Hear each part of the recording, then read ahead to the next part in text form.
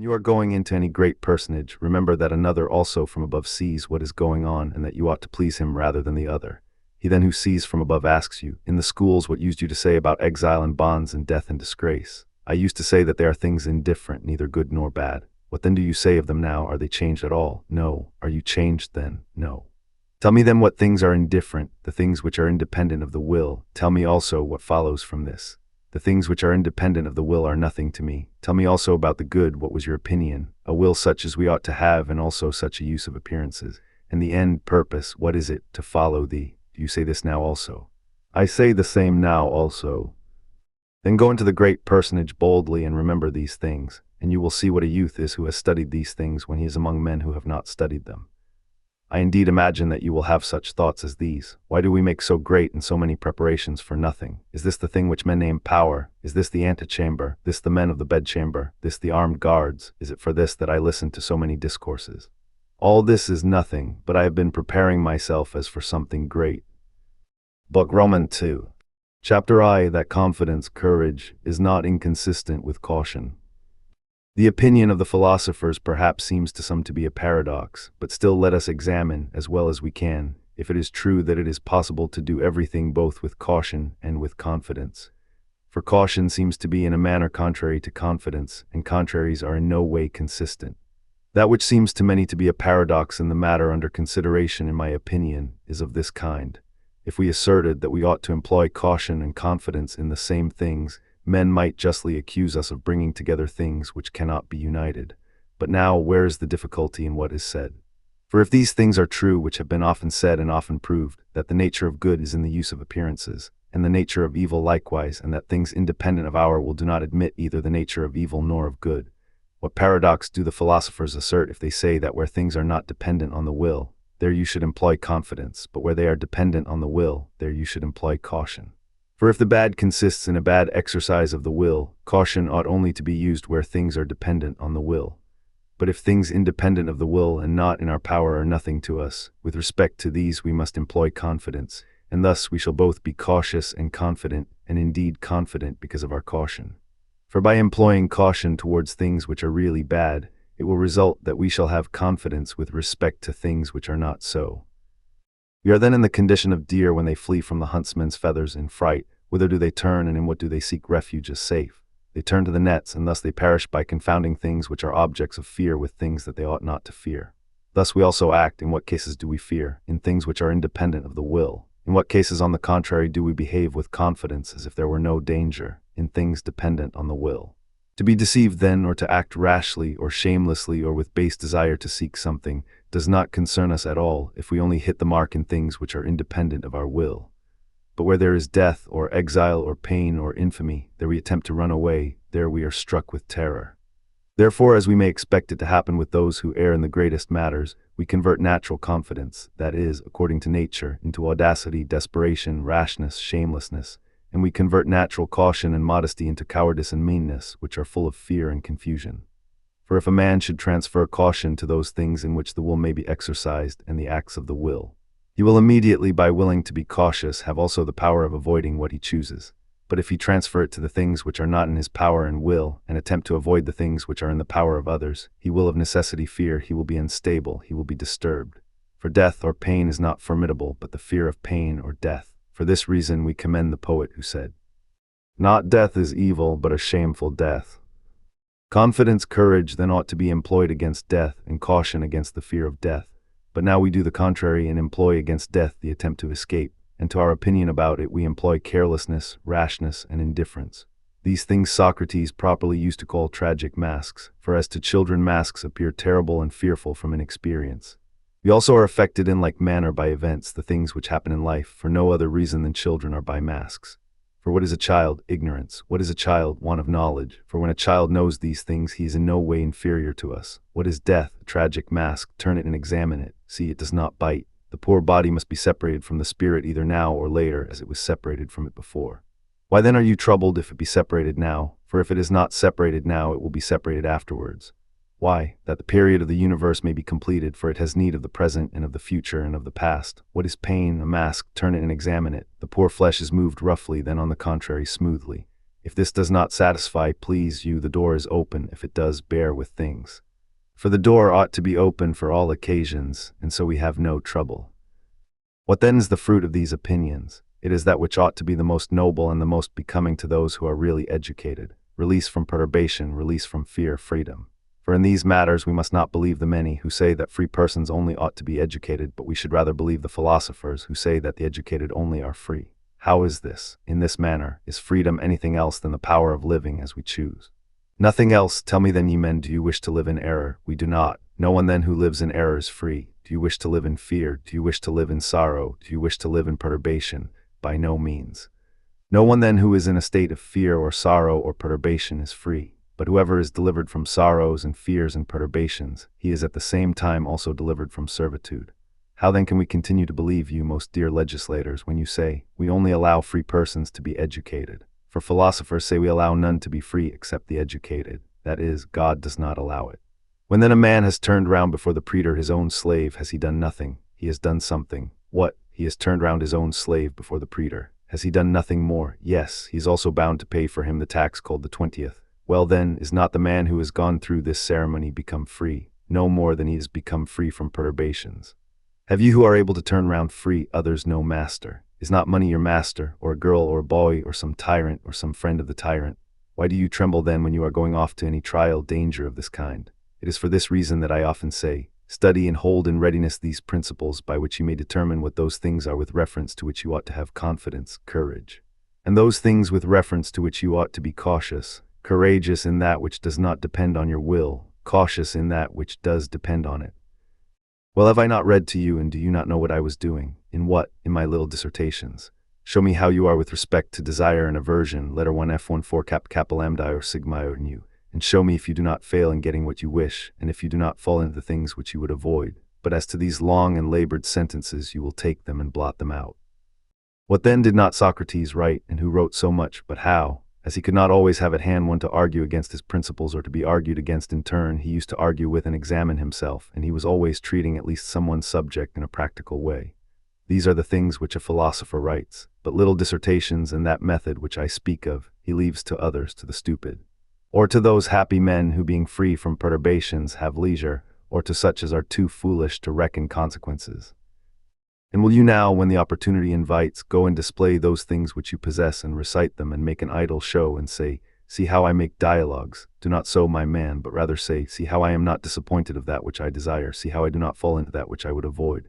Set death before me and you will see. Set before me pain, prison, disgrace, and condemnation. This is the proper display of a young man who has come out of the schools. But leave the rest to others, and let no one ever hear you say a word about these things. And if any man commends you for them, do not allow it, but think that you are nobody and know nothing. Only show that you know this, how never to be disappointed in your desire, and how never to fall into that which you would avoid. Let others labor at forensic causes, problems, and syllogisms. You labor at thinking about death, chains, the rack, exile, and do all this with confidence and reliance on him who has called you to these sufferings, who has judged you worthy of the place in which being stationed you will show what things the rational governing power can do when it takes its stand against the forces which are not within the power of our will. And thus this paradox will no longer appear either impossible or a paradox, that a man ought to be at the same time cautious and courageous, courageous towards the things which do not depend on the will, and cautious in things which are within the power of the will. Chapter Roman 2 of Tranquility, Freedom from Perturbation. Consider, you who are going into court, what you wish to maintain and what you wish to succeed in. For if you wish to maintain a will conformable to nature, you have every security, every facility, you have no troubles. For if you wish to maintain what is in your own power and is naturally free, and if you are content with these, what else do you care for? For who is the master of such things? Who can take them away? If you choose to be modest and faithful, who shall not allow you to be so? If you choose not to be restrained or compelled, who shall compel you to desire what you think that you ought not to desire? Who shall compel you to avoid what you do not think fit to avoid? But what do you say? The judge will determine against you something that appears formidable, but that you should also suffer in trying to avoid it. How can he do that? When then the pursuit of objects and the avoiding of them are in your power, what else do you care for? Let this be your preface, this your narrative, this your confirmation, this your victory, this your peroration, this your applause, or the approbation which you will receive. Therefore Socrates said to one who was reminding him to prepare for his trial, do you not think then that I have been preparing for it all my life? By what kind of preparation? I have maintained that which was in my own power. How then? I have never done anything unjust either in my private or in my public life. But if you wish to maintain externals also, your poor body, your little property, and your little estimation, I advise you to make from this moment all possible preparation, and then consider both the nature of your judge and your adversary. If it is necessary to embrace his knees, embrace his knees. If to weep, weep. If to groan, groan.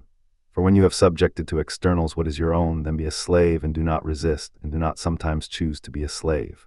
And sometimes not choose, but with all your mind be one or the other, either free or a slave, either instructed or uninstructed, either a well-bred cock or a mean one, either endure to be beaten until you die or yield at once, and let it not happen to you to receive many stripes and then to yield.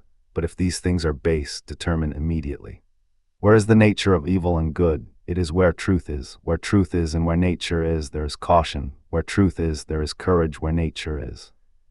For what do you think? Do you think that if Socrates had wished to preserve externals, he would have come forward and said, Anytus and Melitus can certainly kill me, but to harm me they are not able? Was he so foolish as not to see that this way leads not to the preservation of life and fortune, but to another end? What is the reason then that he takes no account of his adversaries and even irritates them?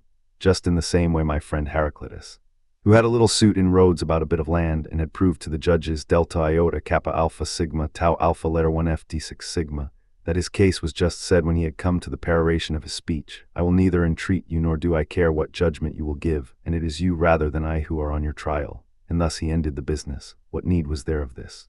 Only do not entreat, but do not also say I do not entreat, unless there is a fit occasion to irritate purposely the judges, as was the case with Socrates. And you, if you are preparing such a peroration, why do you wait? Why do you obey the order to submit to trial? For if you wish to be crucified, wait and the cross will come. But if you choose to submit and to plead your cause as well as you can, you must do what is consistent with this object, provided you maintain what is your own, your proper character. For this reason also it is ridiculous to say, suggest something to me, tell me what to do, what should I suggest to you? Well, form my mind so as to accommodate itself to any event. Why, that is just the same as if a man who is ignorant of letters should say, tell me what to write when any name is proposed to me. For if I should tell him to write Dion, and then another should come and propose to him not the name of Dion, but that of Theon, what will be done? What will he write? But if you have practiced writing, you are also prepared to write, or to do anything that is required. If you are not, what can I now suggest? For if circumstances require something else, what will you say, or what will you do? Remember then this general precept, and you will need no suggestion. But if you gape after externals, you must of necessity ramble up and down in obedience to the will of your master. And who is the master? He who has the power over the things which you seek to gain or try to avoid. Chapter Romans 3, to those who recommend persons to philosophers. Diogenes said well to one who asked from him letters of recommendation, that you are a man, he said. He will know as soon as he sees you, and he will know whether you are good or bad if he is by experience skillful to distinguish the good and the bad. But if he is without experience, he will never know if I write to him 10,000 times. For it is just the same as if a drachma, a piece of silver money, asked to be recommended to a person to be tested. If he is skillful in testing silver, he will know what you are, for you, the drachma, will recommend yourself. We ought then in life also to have some skill, as in the case of silver coin, that a man may be able to say like the judge of silver, bring me any drachma and I will test it. But in the case of syllogisms, I would say, bring any man that you please, and I will distinguish for you the man who knows how to resolve syllogisms and the man who does not. Why? Because I know how to resolve syllogisms. I have the power which a man must have who is able to discover those who have the power of resolving syllogisms. But in life, how do I act? At one time I call a thing good, and at another time bad. What is the reason? The contrary to that which is in the case of syllogisms, ignorance and inexperience. Chapter Romans 4, against a person who had once been detected in adultery. As Epictetus was saying that man is formed for fidelity, and that he who subverts fidelity subverts the peculiar characteristic of men, there entered one of those who are considered to be men of letters, who had once been detected in adultery in the city. Then Epictetus continued, but if we lay aside this fidelity for which we are formed and make designs against our neighbor's wife, what are we doing? What else but destroying and overthrowing, whom, the man of fidelity? The man of modesty, the man of sanctity, is this all? And are we not overthrowing neighborhood and friendship and the community? And in what place are we putting ourselves? How shall I consider you, man? As a neighbor, as a friend? What kind of one? As a citizen? Wherein shall I trust you? So if you were an utensil so worthless that a man could not use you, you would be pitched out on the dung heaps, and no man would pick you up. But if being a man you are unable to fill any place which befits a man, what shall we do with you? For suppose that you cannot hold the place of a friend, can you hold the place of a slave? And who will trust you? Are you not then content that you also should be pitched somewhere on a dung heap as a useless utensil? In a bit of dung, then will you say, no man cares for me, a man of letters. They do not, because you are bad and useless. It is just as if the wasps complain because no man cares for them, but all fly from them, and if a man can, he strikes them and knocks them down. You have such a sting that you throw into trouble and pain any man that you wound with it.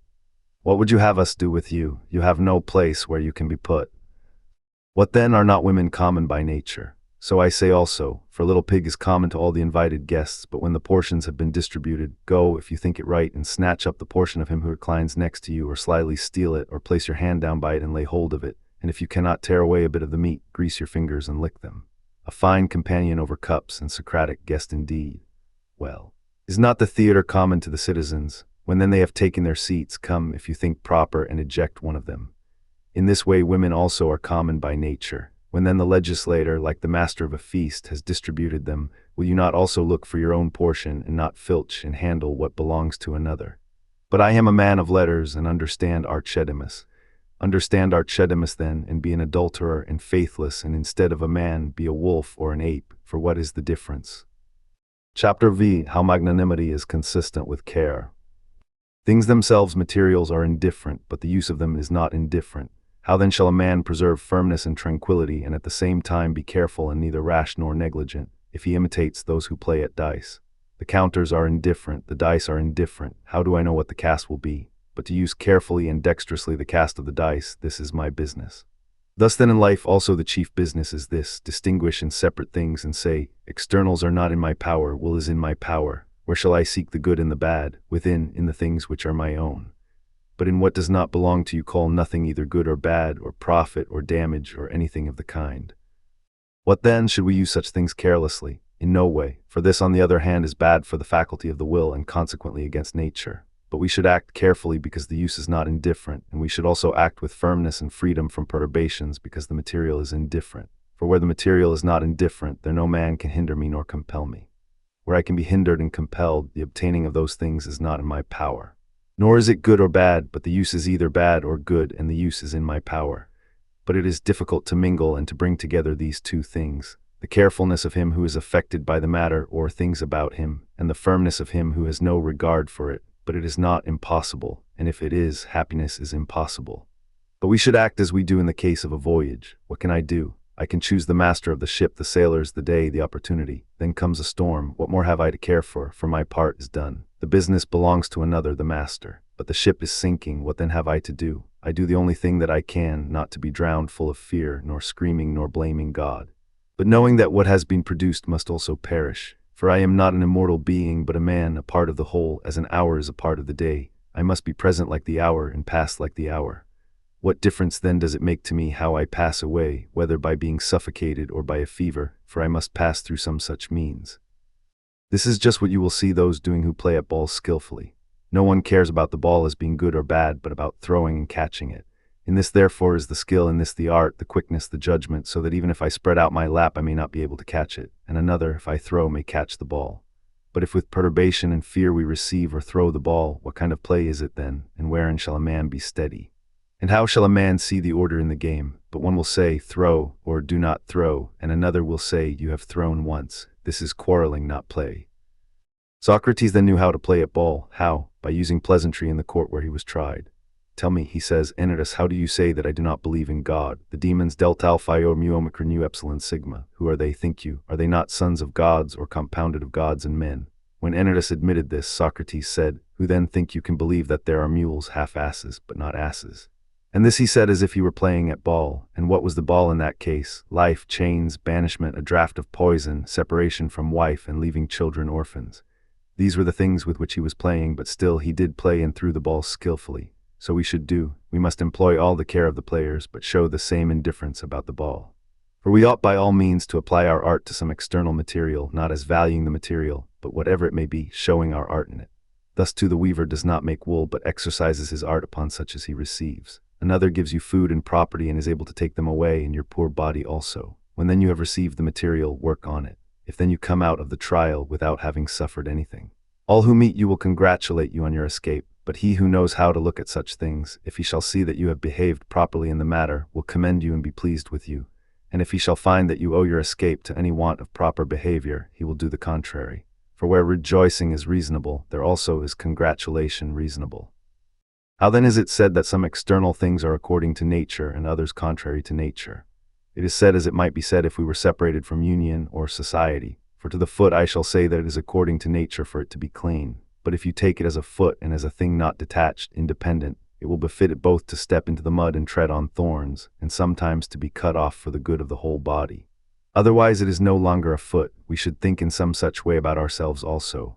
What are you, a man? If you consider yourself as detached from other men, it is according to nature to live to old age, to be rich, to be healthy. But if you consider yourself as a man and a part of a certain whole, it is for the sake of that whole that at one time you should be sick, at another time take a voyage and run into danger, and at another time be in want, and in some cases die prematurely. Why then are you troubled? Do you not know that as a foot is no longer a foot if it is detached from the body, so you are no longer a man if you are separated from other men? For what is a man? A part of a state. Of that first which consists of gods and of men, then of that which is called next to it, which is a small image of the universal state. What then must I be brought to trial? Must another have a fever, another sail on the sea, another die, and another be condemned? Yes, for it is impossible in such a body, in such a universe of things, among so many living together, that such things should not happen, some to one and others to others. It is your duty then, since you are come here, to say what you ought, to arrange these things as it is fit. Then someone says, I shall charge you with doing me wrong. Much good may it do you, I have done my part, but whether you also have done yours, you must look to that, for there is some danger of this too, that it may escape your notice. Chapter VI of Indifference. The hypothetical proposition is indifferent. The judgment about it is not indifferent, but it is either knowledge or opinion or error.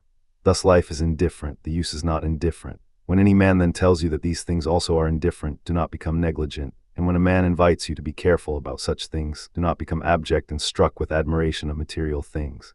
And it is good for you to know your own preparation and power, that in those matters where you have not been prepared, you may keep quiet and not be vexed if others have the advantage over you. For you too in syllogisms will claim to have the advantage over them, and if others should be vexed at this, you will console them by saying, I have learned them, and you have not. Thus also, where there is need of any practice, seek not that which is acquired from the need of such practice, but yield in that matter to those who have had practice, and be yourself content with firmness of mind. Go and salute a certain person. How? Not meanly, but I have been shut out, for I have not learned to make my way through the window, and when I have found the door shut, I must either come back or enter through the window, but still speak to him.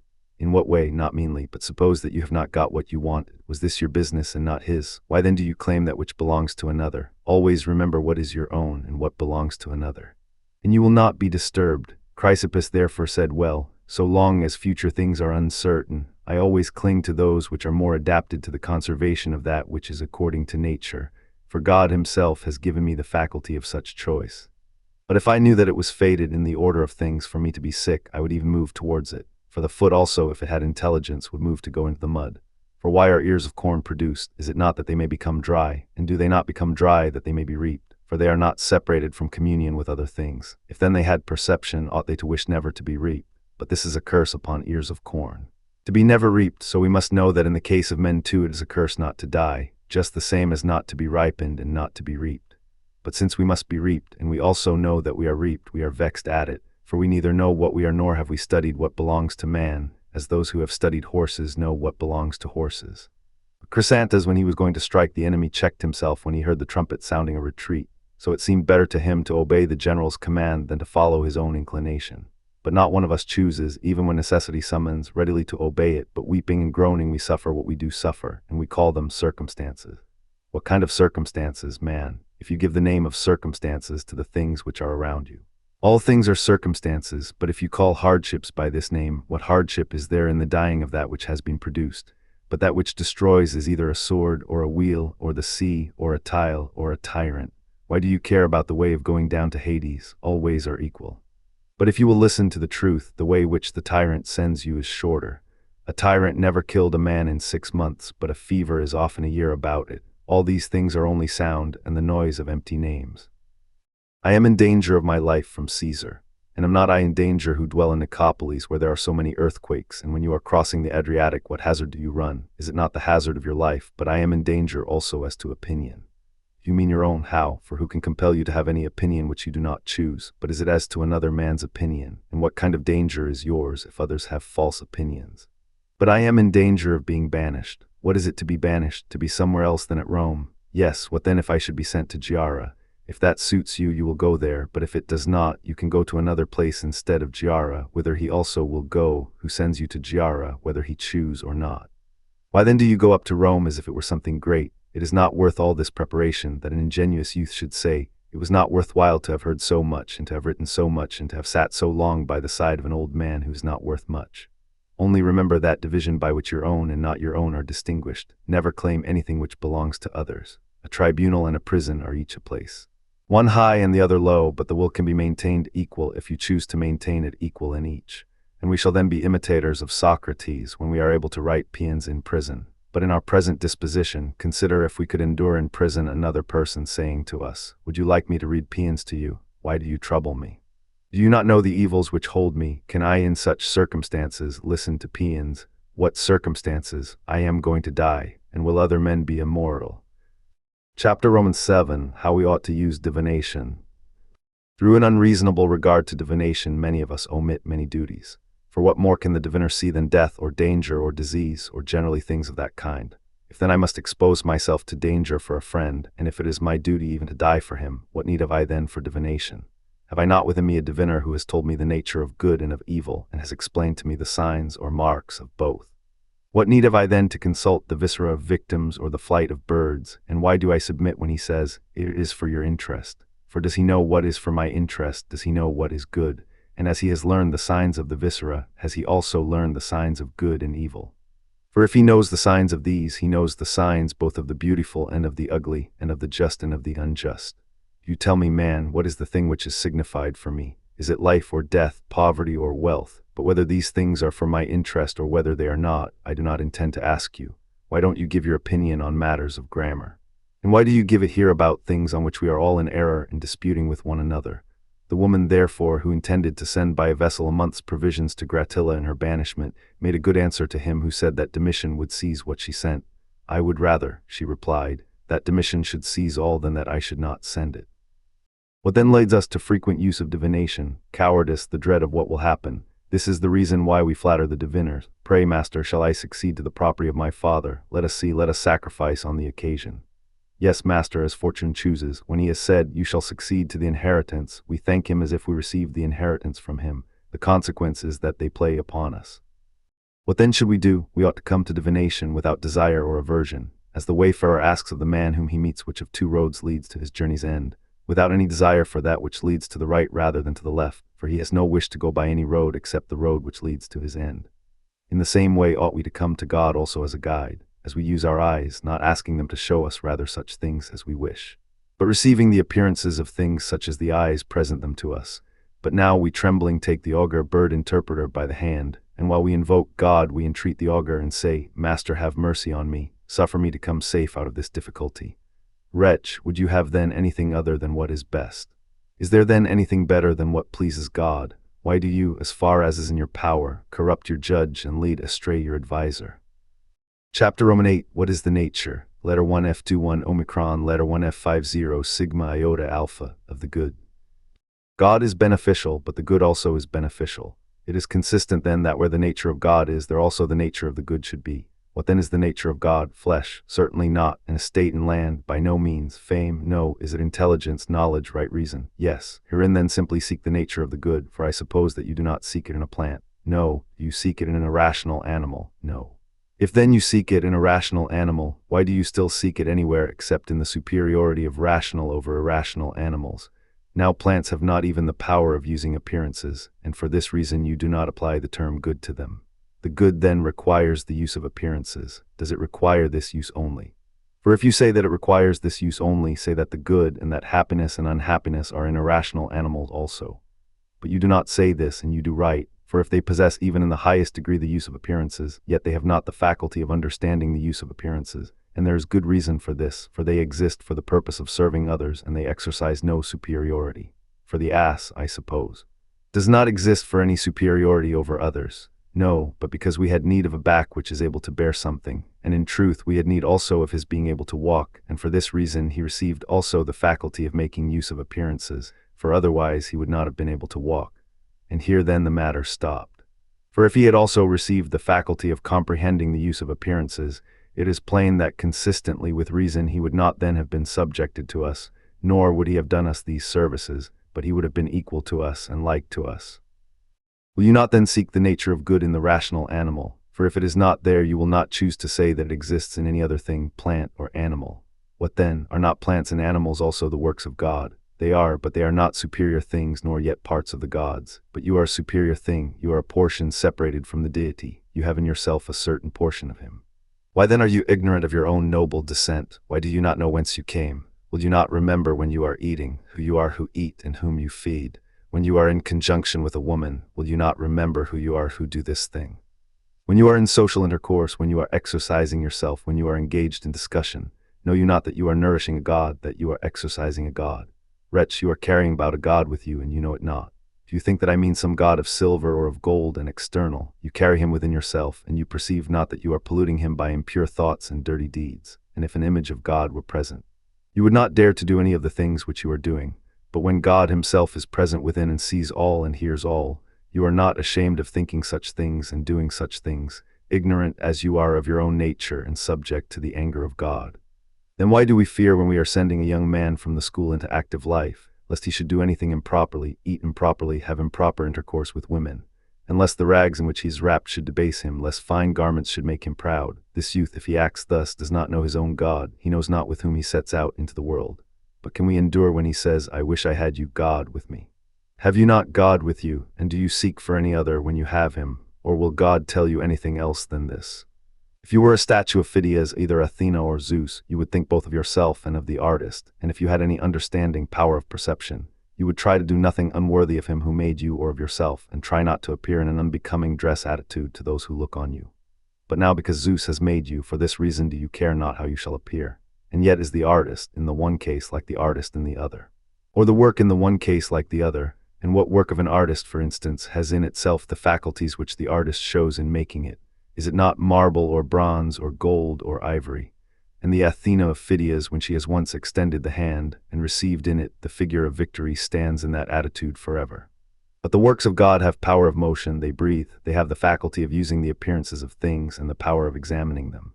Being the work of such an artist, do you dishonor him? And what shall I say, not only that he made you, but also entrusted you to yourself and made you a deposit to yourself? Will you not think of this too, but you also dishonor your guardianship? But if God had entrusted an orphan to you, would you thus neglect him? He has delivered yourself to your own care and says, I had no one fitter to entrust him to than yourself. Keep him for me such as he is by nature, modest, faithful, erect, unterriffled, free from passion and perturbation. And then you do not keep him such. But some will say, whence has this fellow got the arrogance which he displays in these supercilious looks? I have not yet so much gravity as befits a philosopher. For I do not yet feel confidence in what I have learned and in what I have assented to. I still fear my own weakness. Let me get confidence, and then you shall see countenance such as I ought to have and an attitude such as I ought to have. Then I will show to you the statue when it is perfected, when it is polished. What do you expect? A supercilious countenance? Does the Zeus at Olympia lift up his brow? No, his look is fixed as becomes him who is ready to say, Irrevocable is my word and shall not fail. Iliad I 526.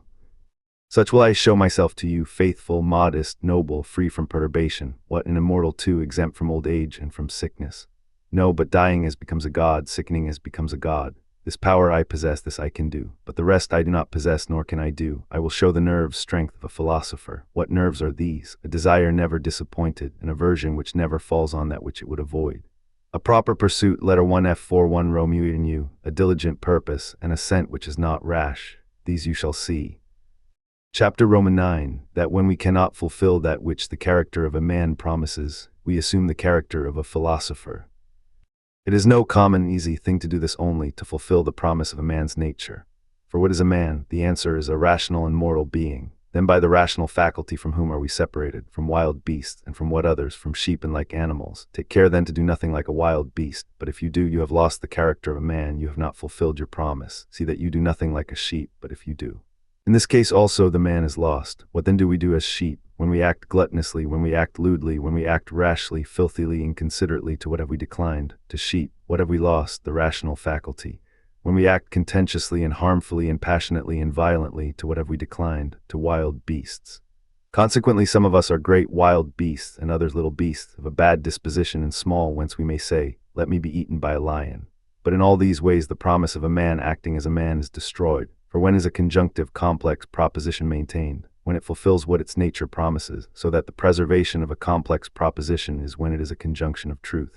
When is a disjunctive maintained? When it fulfills what it promises. When are flutes, a lyre, a horse, a dog preserved? When they severally keep their promise.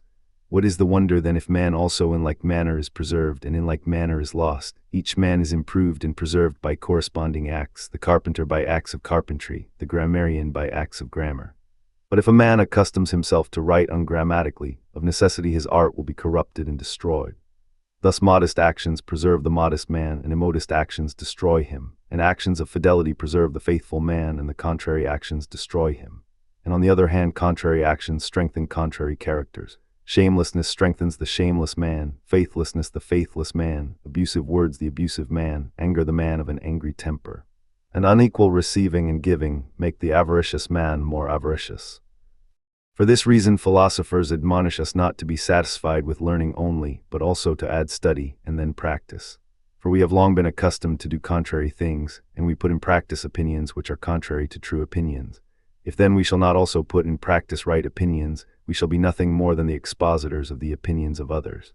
For now who among us is not able to discourse according to the rules of art about good and evil things in this fashion? That of things some are good and some are bad and some are indifferent. The good then are virtues, and the things which participate in virtues, and the bad are the contrary, and the indifferent are wealth, health, reputation. Then if in the midst of our talk there should happen some greater noise than usual, or some of those who are present should laugh at us, we are disturbed. Philosopher, where are the things which you were talking about? Whence did you produce and utter them? From the lips. And thence only. Why then do you corrupt the aids provided by others? Why do you treat the weightiest matters as if you were playing a game of dice? For it is one thing to lay up bread and wine as in a storehouse, and another thing to eat. That which has been eaten is digested, distributed, and is become sinews, flesh, bones, blood, healthy color, healthy breath. Whatever is stored up when you choose you can readily take and show it, but you have no other advantage from it except so far as to appear to possess it. For what is the difference between explaining these doctrines and those of men who have different opinions? Sit down now and explain according to the rules of art the opinions of Epicurus. And perhaps you will explain his opinions in a more useful manner than Epicurus himself. Why then do you call yourself a Stoic? Why do you deceive the many? Why do you act the part of a Jew when you are a Greek? Do you not see why each is called a Jew or a Syrian or an Egyptian?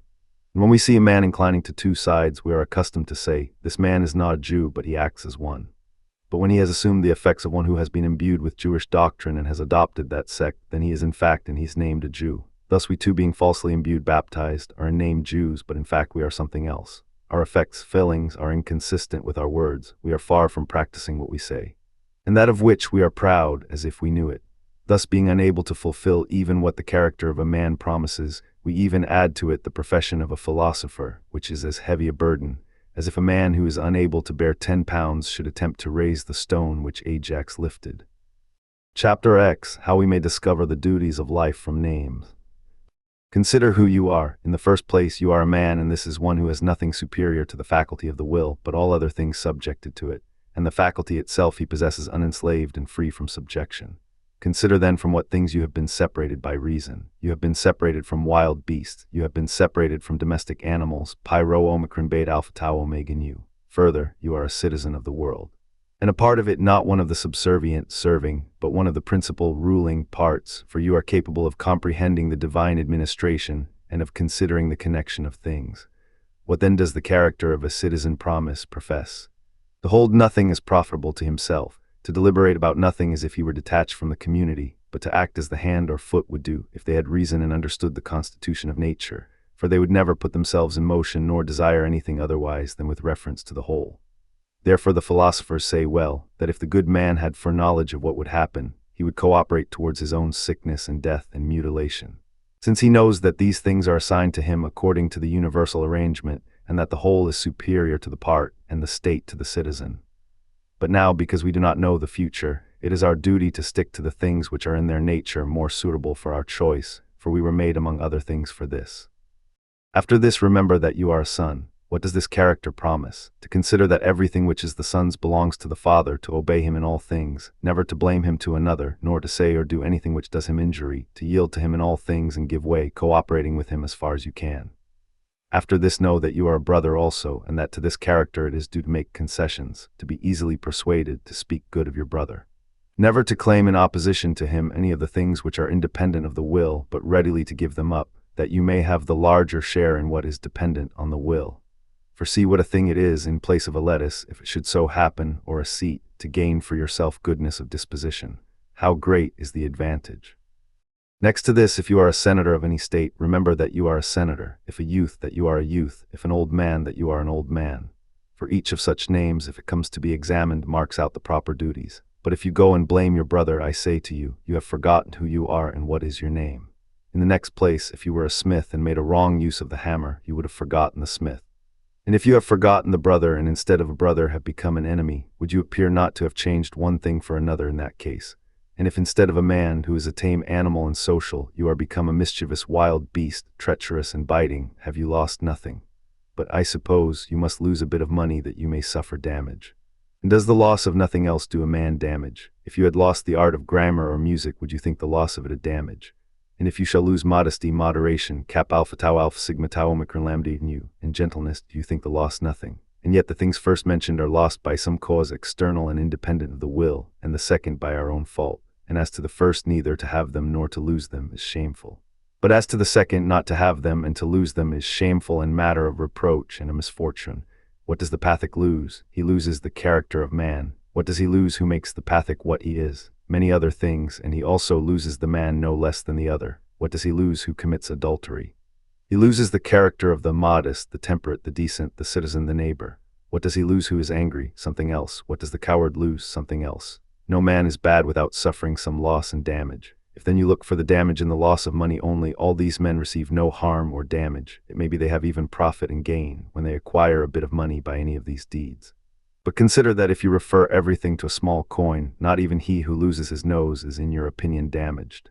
Yes, you say, for he is mutilated in his body. Well, but does he who has lost his smell only lose nothing? Is there then no energy of the soul which is an advantage to him who possesses it, and a damage to him who has lost it? Tell me what sort of energy you mean. Have we not a natural modesty? We have. Does he who loses this sustain no damage? Is he deprived of nothing? Does he part with nothing of the things which belong to him? Have we not naturally fidelity, natural affection, a natural disposition to help others, a natural disposition to forbearance? The man then who allows himself to be damaged in these matters, can he be free from harm and uninjured? What then? Shall I not hurt him who has hurt me? In the first place, consider what hurt, beta lambda alpha beta eta, is, and remember what you have heard from the philosophers. For if the good consists in the will, purpose, intention, pi rho omicron alpha iota rho epsilon sigma epsilon iota, and the evil also in the will, see if what you say is not this. What then, since that man has hurt himself by doing an unjust act to me, shall I not hurt myself by doing some unjust act to him? Why do we not imagine to ourselves, mentally think of something of this kind? But where there is any detriment to the body or to our possession, there is harm there. And where the same thing happens to the faculty of the will, there is, you suppose, no harm. For he who has been deceived, or he who has done an unjust act, neither suffers in the head, nor in the eye, nor in the hip, nor does he lose his estate. And we wish for nothing else than security to these things. But whether we shall have the will modest and faithful, or shameless and faithless, we care not the least, except only in the school so far as a few words are concerned. Therefore our proficiency is limited to these few words, but beyond them it does not exist even in the slightest degree. Chapter Roman 11, what the beginning of philosophy is. Beginning of philosophy, to him at least who enters on it in the right way and by the door, is a consciousness of his own weakness and inability about necessary things. For we come into the world with no natural notion of a right-angled triangle, or of a dices, a quarter tone, or of a half tone, but we learn each of these things by a certain transmission according to art, and for this reason those who do not know them do not think that they know them.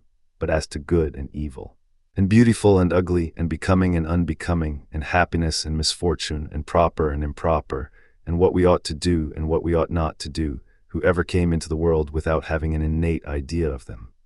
Wherefore we all use these names, and we endeavor to fit the preconceptions to the several cases, things thus: he has done well, he has not done well; he has done as he ought, not as he ought; he has been unfortunate, he has been fortunate; he is unjust, he is just. Who does not use these names? Who among us defers the use of them till he has learned them, as he defers the use of the words about lines, geometrical figures, or sounds? And the cause of this is that we come into the world already taught, as it were, by nature, some things on this matter, tau omicron pi omicron u, and proceeding from these we have added to them self-conceit, omicron letter 1 f34 eta sigma iota nu. For why, a man says, do I not know the beautiful and the ugly? Have I not the notion of it? You have. Do I not adapt it to particulars? You do. Do I not then adapt it properly? In that lies the whole question, and conceit is added here. For beginning from these things which are admitted, men proceed to that which is matter of dispute by means of unsuitable adaptation. For if they possessed this power of adaptation in addition to those things, what would hinder them from being perfect? But now, since you think that you properly adapt the preconceptions to the particulars, tell me whence you derive this. Assume that you do so, because I think so. But it does not seem so to another, and he thinks that he also makes a proper adaptation. Or does he not think so? He does think so. Is it possible then that both of you can properly apply the preconceptions to things about which you have contrary opinions? It is not possible. Can you then show us anything better towards adapting the preconceptions beyond your thinking that you do? Does the madman do any other things than the things which seem to him right? Is then this criterion sufficient for him also? It is not sufficient. Come then to something which is superior to seeming, tau omicron letter 1 fe6 delta omicron kappa epsilon letter 1 fd6 nu. What is this? Observe, this is the beginning of philosophy, a perception of the disagreement of men with one another, and an inquiry into the cause of the disagreement, and a condemnation and distrust of that which only seems, and a certain investigation of that which seems whether it seems rightly, and a discovery of some rule, cap alpha nu omicron sigma, as we have discovered a balance in the determination of weights, and a carpenter's rule or square in the case of straight and crooked things. This is the beginning of philosophy. Must we say that all things are right which seem so to all? And how is it possible that contradictions can be right? Not all then, but all which seem to us to be right. How more to you than those which seem right to the Syrians? Why more than what seem right to the Egyptians? Why more than what seems right to me or to any other man? Not at all more. What then seems to every man is not sufficient for determining what is. For neither in the case of weights or measures are we satisfied with the bare appearance, but in each case we have discovered a certain rule. In this matter, then, is there no rule superior to what seems? And how is it possible that the most necessary things among men should have no sign, mark, and being capable of being discovered? There is then some rule, and why then do we not seek the rule and discover it, and afterwards use it without varying from it, not even stretching out the finger without it? For this, I think, is that which, when it is discovered, cures of their madness those who use mere seeming as a measure, and misuse it, so that for the future, proceeding from certain things, principles, known and made clear, we may use in the case of particular things the preconceptions which are distinctly fixed. What is the matter presented to us about which we are inquiring? Pleasure, for example. Subject it to the rule, throw it into the balance. Ought the good to be such a thing that it is fit that we have confidence in it? Yes, and in which we ought to confide, it ought to be. Is it fit to trust to anything which is insecure? No. Is then pleasure anything secure? No. Take it then and throw it out of the scale and drive it far away from the place of good things. But if you are not sharp-sighted and one balance is not enough for you, bring another. Is it fit to be elated over what is good? Yes. Is it proper then to be elated over present pleasure? See that you do not say that it is proper, but if you do, I shall then not think you worthy even of the balance. Thus things are tested and weighed when the rules are ready. And to philosophize is this, to examine and confirm the rules, and then to use them when they are known is the act of a wise and good man. Chapter 12 of Disputation or Discussion. What things a man must learn in order to be able to apply the art of disputation has been accurately shown by our philosophers, the Stoics. But with respect to the proper use of the things, we are entirely without practice. Only give to any of us whom you please an illiterate man to discuss with, and he cannot discover how to deal with the man. But when he has moved the man a little, if he answers beside the purpose, he does not know how to treat him. But he then either abuses or ridicules him and says, he is an illiterate man, it is not possible to do anything with him. Now a guide, when he has found a man out of the road, leads him into the right way. He does not ridicule or abuse him and then leave him. Do you also show the illiterate man the truth, and you will see that he follows. But so long as you do not show him the truth, do not ridicule him, but rather feel your own incapacity. How then did Socrates act? He used to compel his adversary in disputation to bear testimony to him, and he wanted no other witness. Therefore he could say, I care not for other witnesses, but I am always satisfied with the evidence, testimony of my adversary, and I do not ask the opinion of others, but only the opinion of him who is disputing with me. For he used to make the conclusions drawn from natural notions so plain that every man saw the contradiction, if it existed, and withdrew from it. Thus does the envious man rejoice, by no means, but he is rather pained. Well, do you think that envy is pain over evils? And what envy is there of evils? Therefore he made his adversary say that envy is pain over good things. Well then, would any man envy those who are nothing to him? By no means. Thus, having completed the notion and distinctly fixed it, he would go away without saying to his adversary, "Define to me envy." And if the adversary had defined envy, he did not say, "You have defined it badly, for the terms of the definition do not correspond to the thing defined. These are technical terms, and for this reason disagreeable and hardly intelligible to illiterate men, which terms we philosophers cannot lay aside." But that the illiterate man himself, who follows the appearances presented to him, should be able to concede anything or reject it, we can never by the use of these terms move him to do. Accordingly, being conscious of our own inability, we do not attempt the thing, at least such of us as have any caution do not. But the greater part and the rash, when they enter into such disputations, confuse themselves and confuse others, and finally, abusing their adversaries and abused by them, they walk away. Now this was the first and chief peculiarity of Socrates, never to be irritated in argument, never to utter anything abusive, anything insulting, but to bear with abusive persons and to put an end to the quarrel. If you would know what great power he had in this way, read the Symposium of Xenophon, and you will see how many quarrels he put an end to. Hence, with good reason in the poets also this power is most highly praised. Quickly with skill he settles great disputes. Hesiod Theogony v. 87. Well then, the matter is not now very safe, and particularly at Rome. For he who attempts to do it must not do it in a corner, you may be sure, but must go to a man of consular rank, if it so happen, or to a rich man, and ask him, "Can you tell me, sir, to whose care you have entrusted your horses?" "I can tell you." "Have you entrusted them to any person indifferently, and to one who has no experience of horses?" "By no means." "Well then, can you tell me to whom you entrust your gold or silver things or your vestments?" "I don't entrust even these to anyone indifferently." "Well, your own body, have you already considered about entrusting the care of it to any person?" "Certainly. To a man of experience, I suppose, and one acquainted with the elliptic or with the healing art, without doubt." "Are these the best things that you have, or do you also possess something else which is better than all these?" "What kind of thing do you mean?" "That I mean which makes use of these things and tests each of them and deliberates." "Is it the soul that you mean?" "You think right, for it is the soul that I mean. In truth, I do think that the soul is a much better thing than all the others which I possess." "Can you then show us in what way you have taken care of the soul? For it is not likely that you, who are so wise a man and have a reputation in the city, inconsiderately and carelessly allow the most valuable thing that you possess to be neglected and to perish." "Certainly not. But have you taken care of the soul yourself? And have you learned from another to do this, or have you discovered the means yourself?" Here comes the danger that in the first place he may say, "What is this to you, my good man, who are you?" Next, if you persist in troubling him, there is danger that he may raise his hands and give you blows. I was once myself also an admirer of this mode of instruction until I fell into these dangers. Chapter Roman 13, on anxiety, solicitude. When I see a man anxious, I say, "What does this man want? If he did not want something which is not in his power, how could he be anxious?" For this reason, a lute player, when he is singing by himself, has no anxiety, but when he enters the theater, he is anxious even if he has a good voice and plays well on the lute. For he not only wishes to sing well, but also to obtain applause, but this is not in his power. Accordingly, where he has skill, there he has confidence. Bring any single person who knows nothing of music, and the musician does not care for him. But in the matter where a man knows nothing and has not been practiced, there he is anxious. What matter is this? He knows not what a crowd is, or what the praise of a crowd is.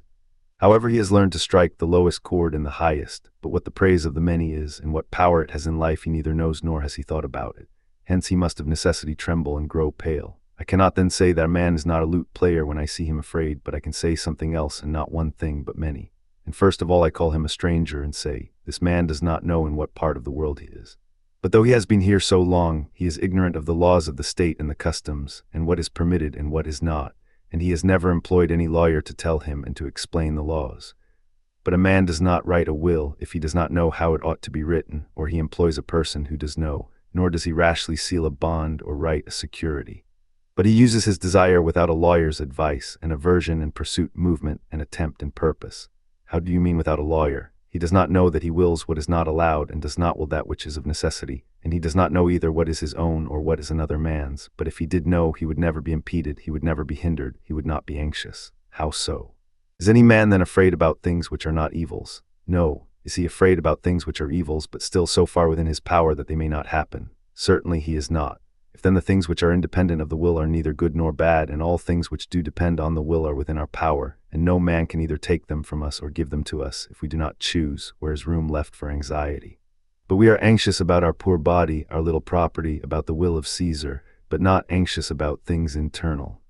Are we anxious about not forming a false opinion? No, for this is in my power. About not exerting our movements contrary to nature? No, not even about this. When then you see a man pale, as the physician says, judging from the complexion, this man's spleen is disordered, that man's liver. So also say, this man's desire and aversion are disordered. He is not in the right way, he is in a fever. For nothing else changes the color, or causes trembling or chattering of the teeth, or causes a man to sink in his knees and shift from foot to foot. Iliad, Roman 13, 281.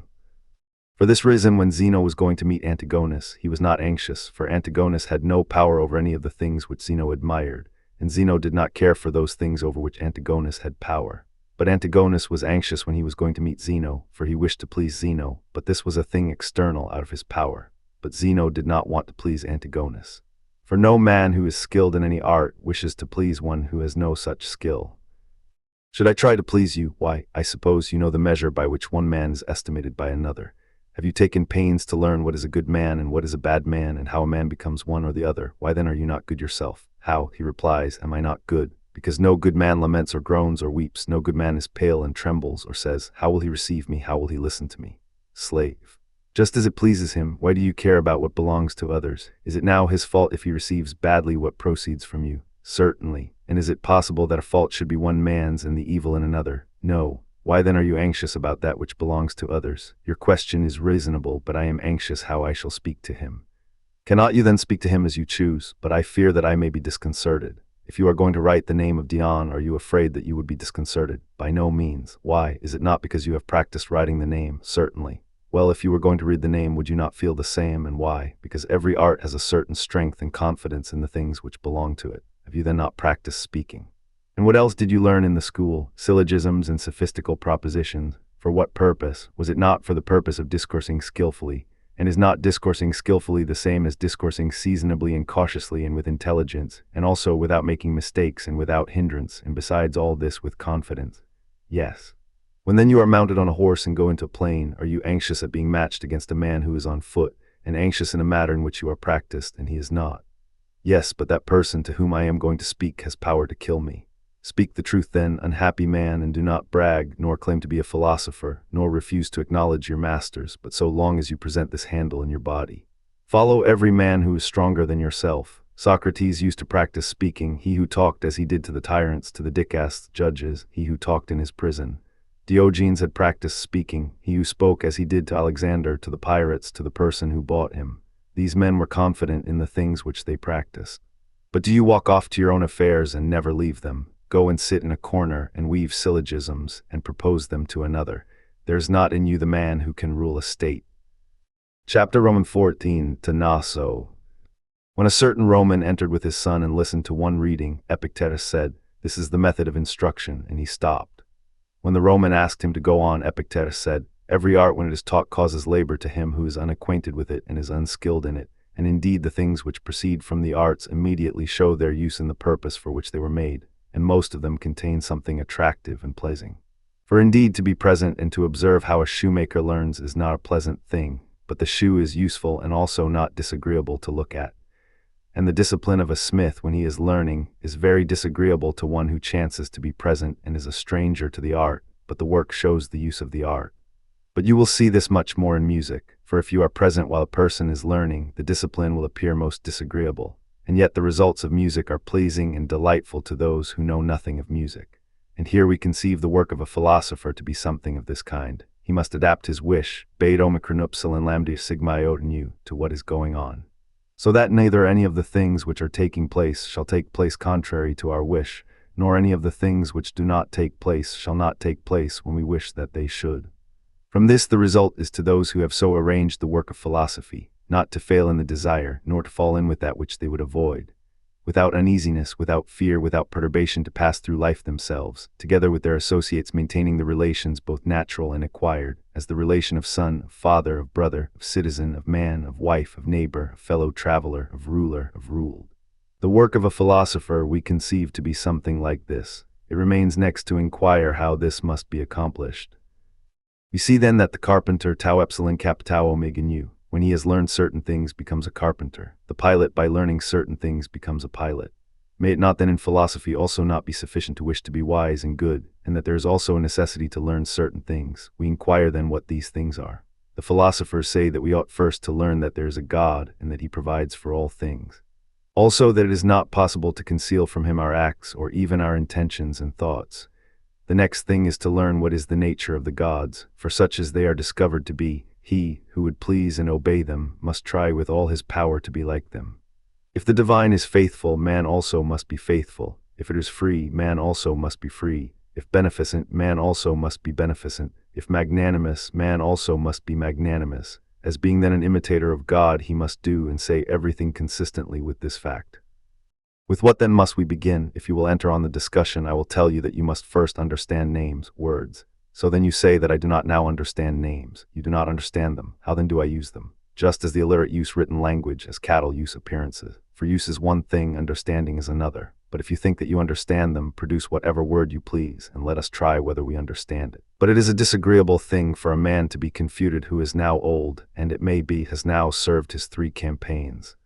I too know this, for now you are come to me as if you were in want of nothing, and what could you even imagine to be wanting to you? You are rich, you have children and a wife perhaps, and many slaves. Caesar knows you, in Rome you have many friends, you render their dues to all. You know how to requite him who does you a favor, and to repay in the same kind him who does you wrong.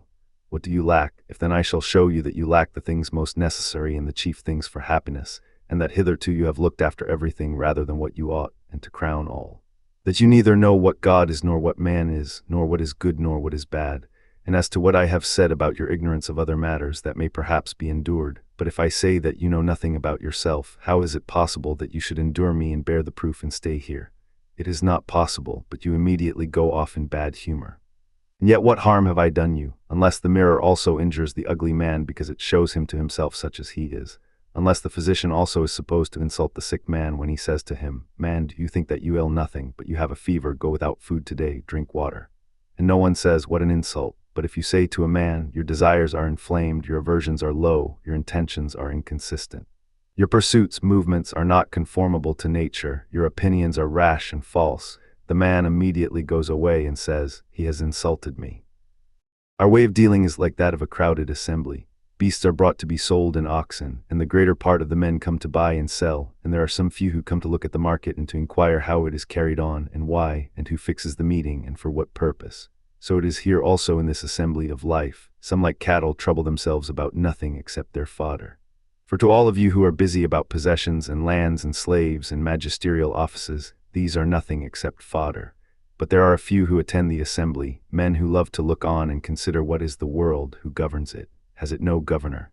And how is it possible that a city or a family cannot continue to exist, not even the shortest time without an administrator and guardian, and that so great and beautiful a system should be administered with such order and yet without a purpose and by chance? There is then an administrator. What kind of administrator, and how does he govern? And who are we who were produced by him, and for what purpose? Have we some connection with him and some relation towards him? Or none? This is the way in which these few are affected, and then they apply themselves only to this one thing, to examine the meeting and then to go away. What then? They are ridiculed by the many, as the spectators at the fair are by the traders, and if the beasts had any understanding, they would ridicule those who admired anything else than fodder. Chapter Romans 15. To war against those who obstinately persist in what they have determined. When some persons have heard these words, that a man ought to be constant, firm, and that the will is naturally free and not subject to compulsion, but that all other things are subject to hindrance, to slavery, and are in the power of others, they suppose that they ought without deviation to abide by everything which they have determined. But in the first place, that which has been determined ought to be sound true. I require tone, sinews in the body, but such as exists in a healthy body. In an athletic body, but if it is plain to me that you have the tone of a frenzied man and you boast of it, I shall say to you, man, seek the physician. This is not tone, but a tony, deficiency in right tone. In a different way, something of the same kind is felt by those who listen to these discourses in a wrong manner, which was the case with one of my companions who for no reason resolved to starve himself to death. I heard of it when it was the 3rd day of his abstinence from food, and I went to inquire what had happened. I have resolved, he said, but still tell me what it was which induced you to resolve, for if you have resolved rightly, we shall sit with you and assist you to depart. But if you have made an unreasonable resolution, change your mind. We ought to keep to our determinations. What are you doing, man? We ought to keep not to all our determinations, but to those which are right. For if you are now persuaded that it is night, do not change your mind, if you think fit, but persist and say, we ought to abide by our determinations. Will you not make the beginning and lay the foundation in an inquiry whether the determination is sound or not sound, and so then build on it firmness and security? But if you lay a rotten and ruinous foundation, will not your miserable little building fall down the sooner? The more and the stronger are the materials which you shall lay on it. Without any reason would you withdraw from us out of life a man who is a friend and a companion, a citizen of the same city, both the great and the small city. Then while you are committing murder and destroying a man who has done no wrong, do you say that you ought to abide by your determinations? And if it ever in any way came into your head to kill me, ought you to abide by your determinations? Now this man was with difficulty persuaded to change his mind. But it is impossible to convince some persons at present, so that I seem now to know what I did not know before, the meaning of the common saying, that you can neither persuade nor break a fool. May it never be my lot to have a wise fool for my friend. Nothing is more intractable. I am determined, the man says. Madmen are also, but the more firmly they form a judgment on things which do not exist, the more hellebore they require. Will you not act like a sick man and call in the physician? I am sick, master, help me. Consider what I must do. It is my duty to obey you. So it is here also. I know not what I ought to do, but I am come to learn. Not so, but speak to me about other things. Upon this I have determined. What other things? For what is greater and more useful than for you to be persuaded that it is not sufficient to have made your determination and not to change it? This is the tone energy of madness, not of health. I will die if you compel me to this. Why, man, what has happened? I have determined. I have had a lucky escape that you have not determined to kill me. I take no money. Why? I have determined.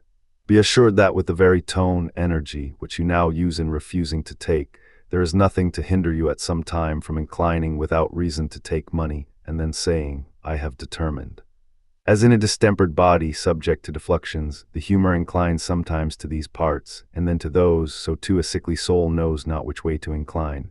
But if to this inclination and movement there is added a tone, obstinate resolution, then the evil becomes past help and cure.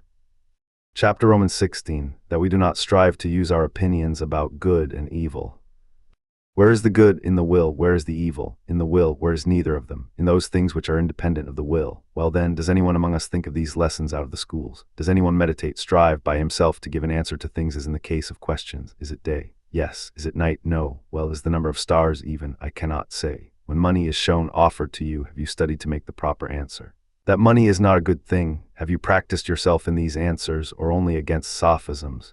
Why do you wonder then if in the cases which you have studied, in those you have improved, but in those which you have not studied, in those you remain the same? When the rhetorician knows that he has written well, that he has committed to memory what he has written, and brings an agreeable voice, why is he still anxious? Because he is not satisfied with having studied. What then does he want? To be praised by the audience. For the purpose then of being able to practice declamation he has been disciplined, but with respect to praise and blame he has not been disciplined. For when did he hear from anyone what praise is, what blame is? What the nature of each is, what kind of praise should be sought, or what kind of blame should be shunned? And when did he practice this discipline which follows these words, things? Why then do you still wonder, if in the matters which a man has learned, there he surpasses others, and in those in which he has not been disciplined, there he is the same with the many? So the lute player knows how to play, sings well, and has a fine dress, and yet he trembles when he enters on the stage. For these matters he understands, but he does not know what a crowd is, nor the shouts of a crowd, nor what ridicule is. Neither does he know what anxiety is, whether it is our work or the work of another, whether it is possible to stop it or not. For this reason, if he has been praised, he leaves the theater puffed up, but if he has been ridiculed, the swollen bladder has been punctured and subsides.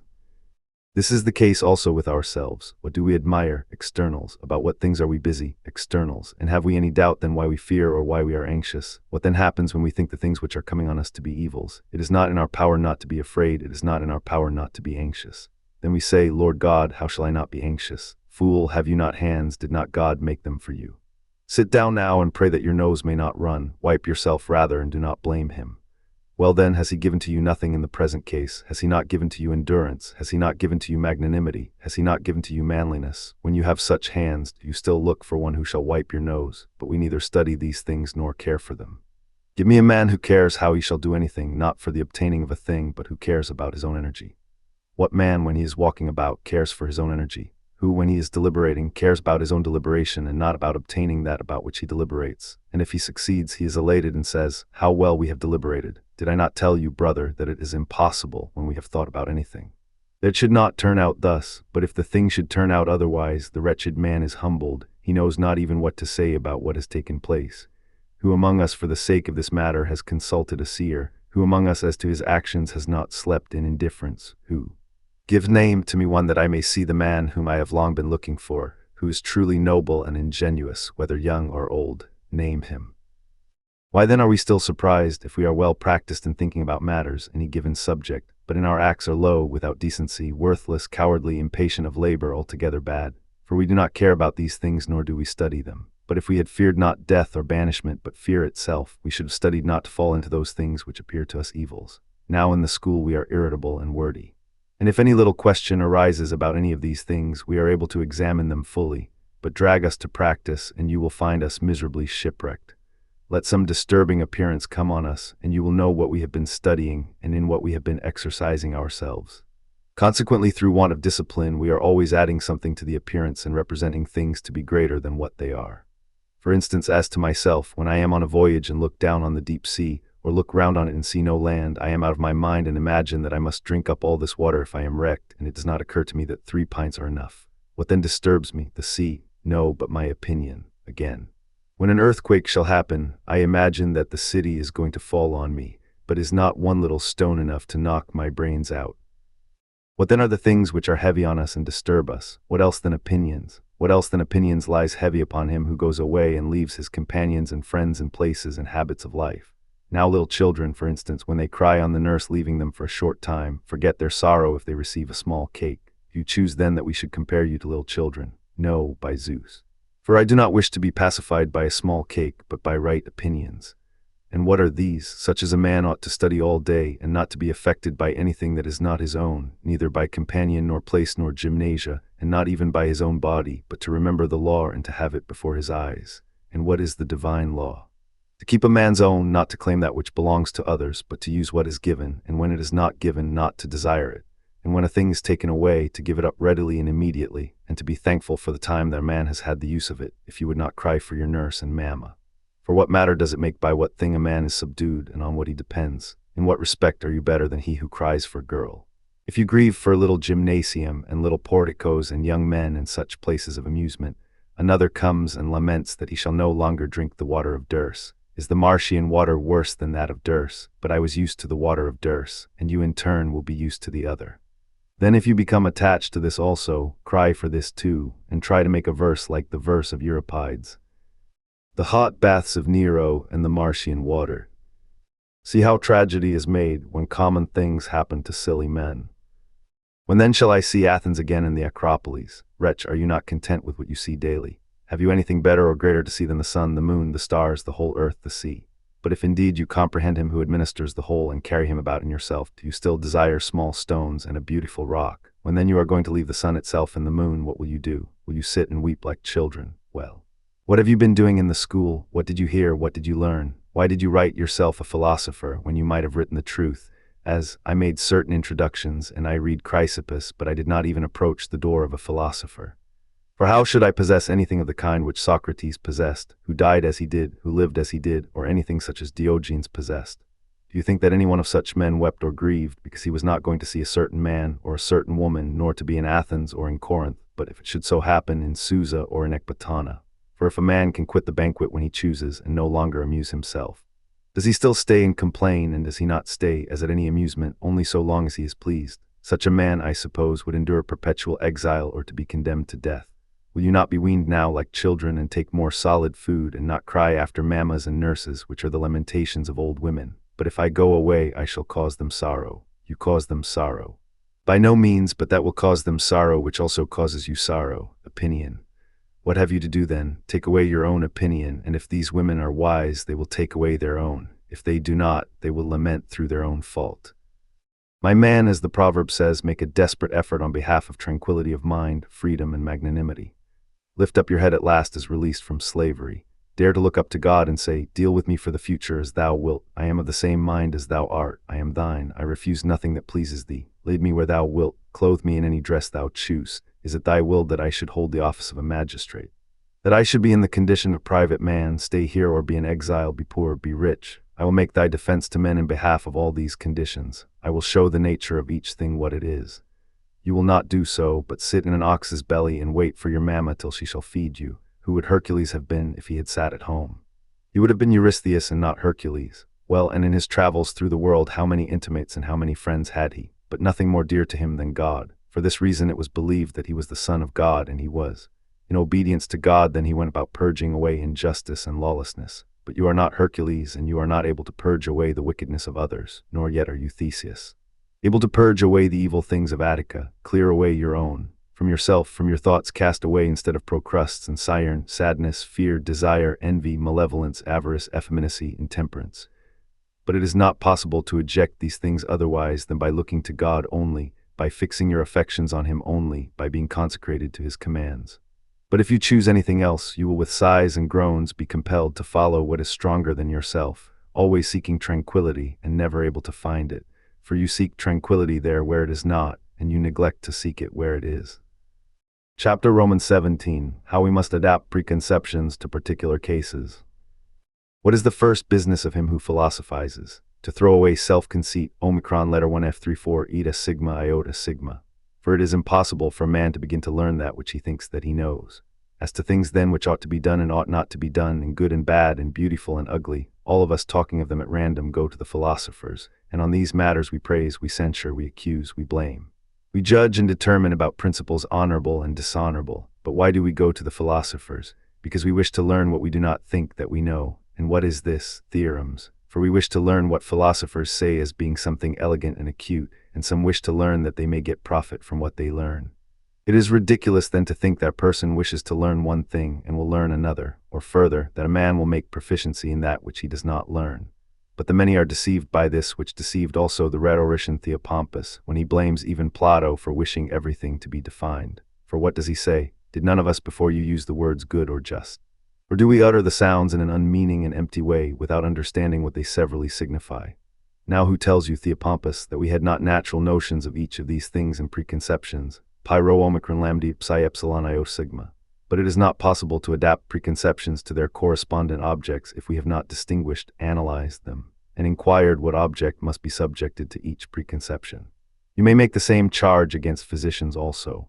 For who among us did not use the words healthy and unhealthy before Hippocrates lived, or did we utter these words as empty sounds? For we have also a certain preconception of health, but we are not able to adapt it. For this reason one says, abstain from food, another says, give food, another says, blide, and another says, use cupping. What is the reason?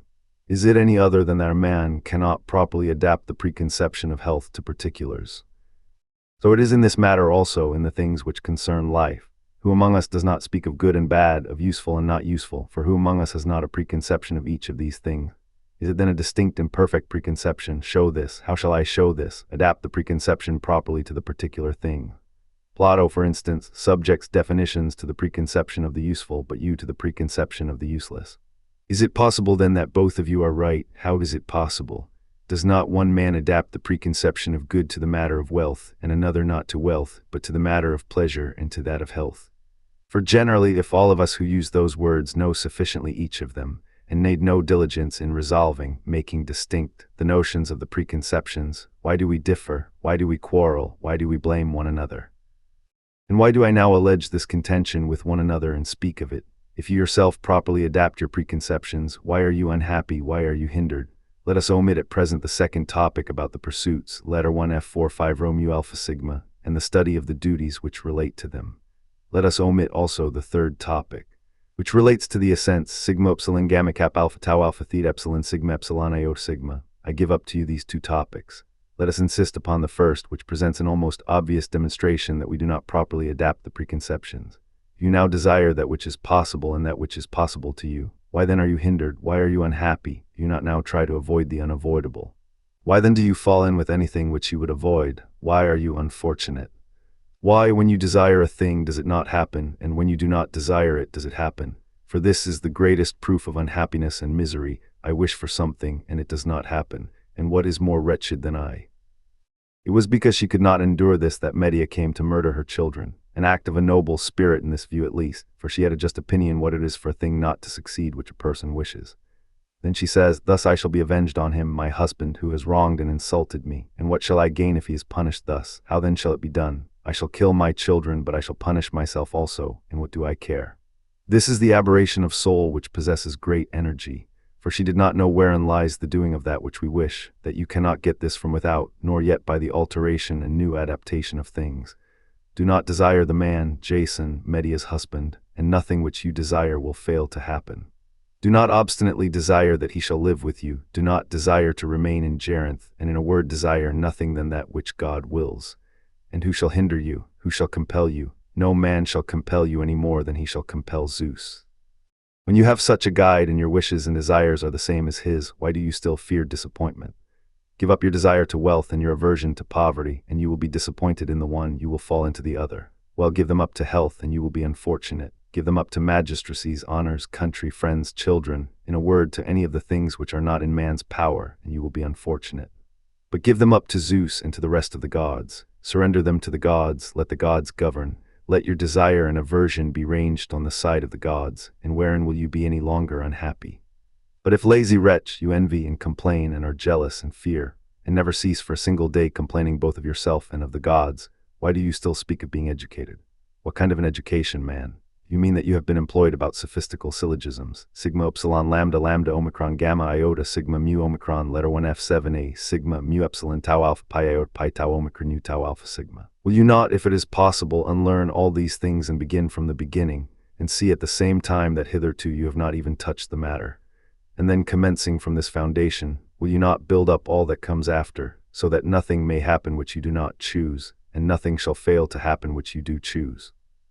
Give me one young man who has come to the school with this intention, who has become a champion for this matter and says, I give up everything else, and it is enough for me if it shall ever be in my power to pass my life free from hindrance and free from trouble, and to stretch out present my neck to all things like a free man, and to look up to heaven as a friend of God and fear nothing that can happen. Let any of you point out such a man that I may say, Come, young man, into the possession of that which is your own, for it is your destiny to adorn philosophy. Yours are these possessions, yours these books, yours these discourses. Then when he shall have labored sufficiently and exercised himself in this part of the matter, tau omicron pi omicron nu, let him come to me again and say, I desire to be free from passion and free from perturbation, and I wish as a pious man and a philosopher and a diligent person to know what is my duty to the gods, what to my parents, what to my brothers, what to my country, what to strangers. I say, come also to the second matter, tau omicron pi omicron nu, this also is yours. But I have now sufficiently studied the second part, tau omicron pi omicron nu also, and I would gladly be secure and unshaken, and not only when I am awake, but also when I am asleep, and when I am filled with wine, and when I am melancholy. Man, you are a god, you have great designs. No, but I wish to understand what Chrysippus says in his treatise of the Pseudomenos, the liar. Will you not hang yourself, wretch, with such your intention, and what good will it do you? You will rid the whole with sorrow, and you will speak to others trembling, thus you also do. You wish me, brother, to rid to you, and you to me. You write excellently, my man, and you also excellently in the style of Xenophon, and you in the style of Plato, and you in the style of Antisthenes. Then having told your dreams to one another, you return to the same things. Your desires are the same, your aversions the same, your pursuits are the same, and your designs and purposes, you wish for the same things and work for the same. In the next place, you do not even seek for one to give you advice, but you are vexed if you hear such things as I say. Then you say, an ill-natured old fellow, when I was going away he did not weep, nor did he say, into what danger you are going. If you come off safe, my child, I will burn lights. This is what a good-natured man would do. It will be a great thing for you if you do return safe. And it will be worthwhile to burn lights for such a person, for you ought to be immortal and exempt from disease. Casting away then, as I say, this conceit of thinking that we know something useful, we must come to philosophy as we apply to geometry and to music. But if we do not, we shall not even approach to proficiency, though we read all the collections and commentaries of Chrysippus and those of Antipater and Archedimus. Chapter Roman 18, How we should struggle against appearances. Every habit and faculty is maintained and increased by the corresponding actions. The habit of walking by walking, the habit of running by running. If you would be a good reader, read; if a writer, write. But when you shall not have read for 30 days in succession, but have done something else, you will know the consequence. In the same way, if you shall have lain down 10 days, get up and attempt to make a long walk, and you will see how your legs are weakened. Generally, then, if you would make anything a habit, do it. If you would not make it a habit, do not do it, but accustom yourself to do something else in place of it. So it is with respect to the affections of the soul. When you have been angry, you must know that not only has this evil befallen you, but that you have also increased the habit, and in a manner thrown fuel upon fire. When you have been overcome in sexual intercourse with a person, do not reckon this single defeat only, but reckon that you have also nurtured, increased your incontinence. For it is impossible for habits and faculties, some of them not to be produced, when they did not exist before, and others not be increased and strengthened by corresponding acts. In this manner certainly, as philosophers say, also diseases of the mind grow up. For when you have once desired money, if reason be applied to lead to a perception of the evil, the desire is stopped, and the ruling faculty of our mind is restored to the original authority. But if you apply no means of cure, it no longer returns to the same state, but being again excited by the corresponding appearance. It is inflamed to desire quicker than before, and when this takes place continually, it is henceforth hardened, made callous, and the disease of the mind confirms the love of money. For he who has had a fever and has been relieved from it is not in the same state that he was before unless he has been completely cured. Something of the kind happens also in diseases of the soul. Certain traces and blisters are left in it, and unless a man shall completely efface them, when he is again lashed on the same places, the lash will produce not blisters, weals, but sores. If then you wish not to be of an angry temper, do not feed the habit, throw nothing on it which will increase it. At first keep quiet and count the days on which you have not been angry. I used to be in passion every day, now every second day, then every third, then every fourth. But if you have intermitted 30 days, make a sacrifice to God, for the habit at first begins to be weakened and then is completely destroyed. I have not been vexed today, nor the day after, nor yet on any succeeding day during 2 or 3 months, but I took care when some exciting things happened. Be assured that you are in a good way. Today when I saw a handsome person, I did not say to myself, I wish I could lie with her, and happy is her husband, for he who says this says, happy is her adulterer also. Nor do I picture the rest to my mind, the woman present and stripping herself and lying down by my side. I stroke my head and say, well done, Epictetus, you have solved a fine little sophism, much finer than that which is called the master sophism. And if even the woman is willing, and gives signs and sends messages, and if she also fondle me and come close to me, and I should abstain and be victorious, that would be a sophism beyond that which is named the liar and the quiescent. Over such a victory as this a man may justly be proud, not for proposing the master sophism. How then shall this be done? Be willing at length to be approved by yourself, be willing to appear beautiful to God, desire to be in purity with your own pure self and with God. Then when any such appearance visits you, Plato says, have recourse to expiations, go a suppliant to the temples of the averting deities. It is even sufficient if you resort to the society of noble and just men and compare yourself with them, whether you find one who is living or dead. Go to Socrates and see him lying down with Alcibiades and mocking his beauty. Consider what a victory he at last found that he had gained over himself, what an Olympian victory, in what number he stood from Hercules, so that by the gods one may justly salute him. Hail, wondrous man, you who have conquered not these sorry boxers and pancratiasts, nor yet those who are like them, the gladiators. By placing these objects on the other side you will conquer the appearance, you will not be drawn away by it. But in the first place be not hurried away by the rapidity of the appearance, but say, appearances, wait for me a little. Let me see who you are and what you are about. Let me put you to the test. And then do not allow the appearance to lead you on and draw lively pictures of the things which will follow, for if you do, it will carry you off wherever it pleases. But rather bring in to oppose it some other beautiful and noble appearance and cast out this base appearance. And if you are accustomed to be exercised in this way, you will see what shoulders, what sinews, what strength you have. But now it is only trifling words and nothing more. This is the true athlete, the man who exercises himself against such appearances. Stay, wretch, do not be carried away. Great is the combat, divine is the work. It is for kingship, for freedom, for happiness, for freedom from perturbation. Remember God, call on him as a helper and protector, as men at sea call on the Dioscuri in a storm. For what is a greater storm than that which comes from appearances which are violent and drive away the reason, for the storm itself? What else is it but an appearance? For take away the fear of death, and suppose as many thunders and lightnings as you please, and you will know what calm and serenity there is in the ruling faculty. But if you have once been defeated and say that you will conquer hereafter, and then say the same again, be assured that you will at last be in so wretched a condition and so weak that you will not even know afterwards that you are doing wrong. But you will even begin to make apologies, defenses for your wrongdoing, and then you will confirm the saying of Hesiod to be true. With constant ills the dilatory strives. Chapter Roman 19. Against those who embrace philosophical opinions only in words.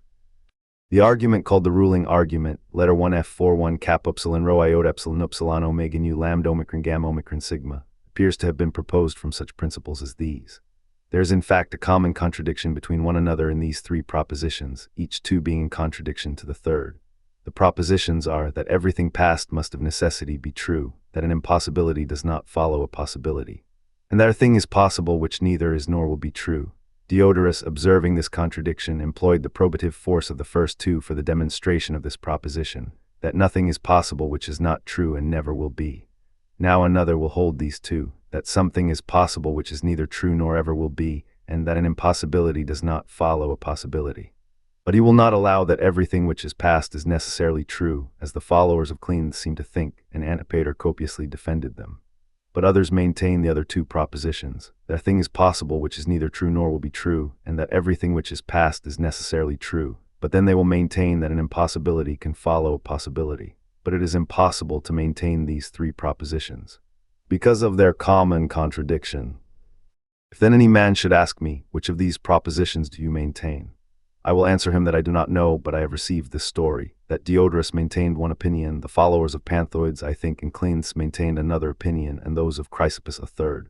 What then is your opinion? I was not made for this purpose, to examine the appearances that occur to me, and to compare what others say, and to form an opinion of my own on the thing. Therefore I differ not at all from the grammarian, who was Hector's father, Priam, who were his brothers, Alexander and Deiphobus, who was their mother, Hecuba. I have heard this story from whom? From Homer. And Hellanicus also, I think, writes about the same things, and perhaps others like him. And what further have I about the ruling argument? Nothing. But if I am a vain man, especially at a banquet, I surprise the guests by enumerating those who have written on these matters. Both Chrysippus has written wonderfully in his first book about possibilities, and Cleanthes has written specially on the subject in Archedimus. Antipater also has written not only in his work about possibilities, but also separately in his work on the ruling argument. Have you not read the work? I have not read it. Read. And what profit will a man have from it? He will be more trifling and impertinent than he is now, for what else have you gained by reading it? What opinion have you formed on this subject? None, but you will tell us of Helen and Priam, and the island of Calypso, which never was and never will be. And in this matter indeed it is of no great importance if you retain the story, but have formed no opinion of your own. But in matters of morality, ethic, this happens to us much more than in these things of which we are speaking. Speak to me about good and evil. Listen. The wind from Ilium to Ciconian shores brought me. Odyssey, Roman 9:39.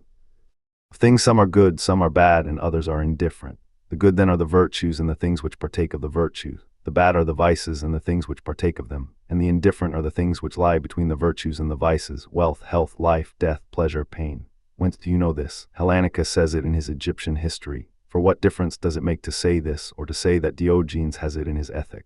Or Chrysippus or Cleanthes? Have you then examined any of these things and formed an opinion of your own? Show how you are used to behave in a storm on shipboard. Do you remember this distinction of things, when the sail rattles and a man who knows nothing of times and seasons stands by you when you are screaming and says, "Tell me, I ask you by the gods, what you were saying just now. Is it a vice to suffer shipwreck? Does it participate in vice? Will you not take up a stick and lay it on his head? What have we to do with you, man? We are perishing and you come to mock us. But if Caesar send for you to answer a charge." Do you remember the distinction, if when you are going in pale and trembling a person should come up to you and say, "Why do you tremble, man? What is the matter about which you are engaged? Does Caesar who sits within give virtue and vice to those who go into him?" You reply, "Why do you also mock me and add to my present sorrows?" Still tell me, philosopher, tell me why you tremble. Is it not death of which you run the risk, or a prison, or pain of the body, or banishment, or disgrace? What else is there? Is there any vice, or anything which partakes of vice? What then did you use to say of these things? What have you to do with me, man? My own evils are enough for me. And you say right, your own evils are enough for you, your baseness, your cowardice, your boasting which you showed when you sat in the school. Why did you decorate yourself with what belonged to others? Why did you call yourself a Stoic? Observe yourselves thus in your actions, and you will find to what sect you belong. You will find that most of you are Epicureans, a few Peripatetics, and those feeble. For wherein will you show that you really consider virtue equal to everything else or even superior? But show me a Stoic if you can, where or how, but you can show me an endless number who utter small arguments of the Stoics. For do the same persons repeat the Epicurean opinions any worse? And the Peripatetic, do they not handle them also with equal accuracy? Who then is a Stoic, as we call a statue Phidiac, which is fashioned according to the art of Phidias? So show me a man who is fashioned according to the doctrines which he utters. Show me a man who is sick and happy, in danger and happy, dying and happy, in exile and happy, in disgrace and happy. Show him. I desire by the gods to see a Stoic. You cannot show me one fashioned so, but show me at least one who is forming, who has shown a tendency to be a Stoic. Do me this favor, do not grudge an old man seeing a sight which I have not seen yet. Do you think that you must show me the Zeus of Phidias or the Athena, a work of ivory and gold? Let any of you show me a human soul ready to think as God does, and not to blame either God or man. Ready not to be disappointed about anything, not to consider himself damaged by anything, not to be angry, not to be envious, not to be jealous, and why should I not say it direct, desirous from a man to become a god, and in this poor mortal body thinking of his fellowship with Zeus. Show me the man, but you cannot. Why then do you delude yourselves and cheat others? And why do you put on a guise which does not belong to you, and walk about being thieves and pilferers of these names and things which do not belong to you? Now I am your teacher, and you are instructed in my school. And I have this purpose, to make you free from restraint, compulsion, hindrance, to make you free, prosperous, happy, looking to God in everything small and great, and you are here to learn and practice these things. Why then do you not finish the work if you also have such a purpose as you ought to have, and if I in addition to the purpose also have such qualification as I ought to have, what is that which is wanting? When I see an artificer and material lying by him, I expect the work. Here then is the artificer, here the material. What is it that we want? Is not the thing one that can be taught? It is. Is it not then in our power, the only thing of all that is in our power? Neither wealth is in our power, nor health, nor reputation, nor in a word anything else except the right use of appearances. This right use is by nature free from restraint, this alone is free from impediment. Why then do you not finish the work? Tell me the reason. For it is either through my fault that you do not finish it, or through your own fault, or through the nature of the thing. The thing itself is possible, and the only thing in our power. It remains then that the fault is either in me or in you, or what is nearer the truth, in both. Well then, are you willing that we begin at last to bring such a purpose into this school, and to take no notice of the past? Let us only make a beginning. Trust to me, and you will see. Chapter Roman 20, against the Epicureans and academics. The propositions which are true and evident are of necessity used even by those who contradict them, and a man might perhaps consider it to be the greatest proof of a thing being evident that it is found to be necessary even for him who denies it to make use of it at the same time. For instance, if a man should deny that there is anything universally true, it is plain that he must make the contradictory negation, that nothing is universally true. What wretch! Do you not admit even this? For what else is this than to affirm that whatever is universally affirmed is false? Again, if a man should come forward and say, know that there is nothing that can be known, but all things are incapable of sure evidence. Or if another say, believe me and you will be the better for it, that a man ought not to believe anything. Or again, if another should say, learn from me, man, that it is not possible to learn anything. I tell you this and will teach you if you choose. Now in what respect do these differ from those? Whom shall I name? Those who call themselves academics, men, agree with us that no man agrees with another. Believe us that no man believes anybody. Thus Epicurus also, when he designs to destroy the natural fellowship of mankind, at the same time makes use of that which he destroys. For what does he say? Be not deceived, men, nor be led astray, nor be mistaken. There is no natural fellowship among rational animals, believe me. But those who say otherwise deceive you and seduce you by false reasons. What is this to you? Permit us to be deceived. Will you fare worse? If all the rest of us are persuaded that there is a natural fellowship among us, and that it ought by all means to be preserved, nay, it will be much better and safer for you. Man, why do you trouble yourself about us? Why do you keep awake for us? Why do you light your lamp? Why do you rise early? Why do you write so many books, that no one of us may be deceived about the gods and believe that they take care of men, or that no one may suppose the nature of good to be other than pleasure? For if this is so, lie down and sleep, and lead the life of a worm of which you judged yourself worthy. Eat and drink, and enjoy women, and ease yourself, and snore. And what is it to you how the rest shall think about these things, whether right or wrong? For what have we to do with you? You take care of sheep because they supply us with wool and milk, and last of all with their flesh. Would it not be a desirable thing if men could be lulled and enchanted by the Stoics, and sleep and present themselves to you, and to those like you to be shorn and milked? For this you ought to say to your brother Epicureans, but ought you not to conceal it from others, and particularly before everything to persuade them, that we are by nature adapted for fellowship, that temperance is a good thing, in order that all things may be secured for you? Or ought we to maintain this fellowship with some and not with others? With whom then ought we to maintain it? With such as on their part also maintain it, or with such as violate this fellowship? And who violate it more than you who establish such doctrines? What then was it that waked Epicurus from his sleepiness and compelled him to write what he did write? What else was it than that which is the strongest thing in men? Nature, which draws a man to her own, although he be unwilling and complaining. For since, she says, you think that there is no community among mankind, write this opinion and leave it for others, and break your sleep to do this, and by your own practice condemn your own opinions. Shall we then say that Orst was agitated by the Erinnyes' furies, and roused from his deep sleep? And did not more savage Erinnyes and pains rouse Epicurus from his sleep, and not allow him to rest, but compelled him to make known his own evils, as madness and wine did the Galli, the priests of Cybele? So strong and invincible is man's nature. For how can a vine be moved not in the manner of a vine, but in the manner of an olive tree? Or on the other hand, how can an olive tree be moved not in the manner of an olive tree, but in the manner of a vine? It is impossible, it cannot be conceived. Neither then is it possible for a man completely to lose the movements, effects of a man. And even those who are deprived of their genital members are not able to deprive themselves of man's desires. Thus Epicurus also mutilated all the offices of a man, and of a father of a family, and of a citizen and of a friend, but he did not mutilate human desires, for he could not more than the lazy academics can cast away or blind their own senses, though they have tried with all their might to do it. What a shame is this, when a man has received from nature measures and rules for the knowing of truth, and does not strive to add to these measures and rules and to improve them, but just the contrary, endeavors to take away and destroy whatever enables us to discern the truth. What say you, philosopher? Piety and sanctity, what do you think that they are? If you like, I will demonstrate that they are good things. Well, demonstrate it that our citizens may be turned and honor the deity and may no longer be negligent about things of the highest value. Have you then the demonstrations? I have, and I am thankful. Since then you are well pleased with them, hear the contrary, that there are no gods, and if there are, they take no care of men. Nor is there any fellowship between us and them, and that this piety and sanctity which is talked of among most men is the lying of boasters and sophists, or certainly of legislators for the purpose of terrifying and checking wrongdoers. Well done, philosopher, you have done something for our citizens, you have brought back all the young men to contempt of things divine. What then does not this satisfy you? Learn now that justice is nothing, that modesty is folly, that a father is nothing, a son nothing. Well done, philosopher, persuade the young men that we may have more with the same opinions as you and who say the same as you. From such principles as these have grown our well-constituted states, by these was Sparta founded. Lycurgus fixed these opinions in the Spartans by his laws and education. That neither is the servile condition more base than honorable, nor the condition of free men more honorable than base, and that those who died at Thermopylae died from these opinions. And through what other opinions did the Athenians leave their city? Then those who talk thus, marry and beget children, and employ themselves in public affairs, and make themselves priests and interpreters. Of whom? Of gods who do not exist, and they consult the Pythian priestess that they may hear lies, and they report the oracles to others. Monstrous impudence and imposture. Man, what are you doing? Are you refuting yourself every day, and will you not give up these frigid attempts? When you eat, where do you carry your hand to your mouth or to your eye? When you wash yourself, what do you go into? Do you call a pot a dish or a ladle a spit? If I were a slave of any of these men, even if I must be flayed by him daily, I would rack him.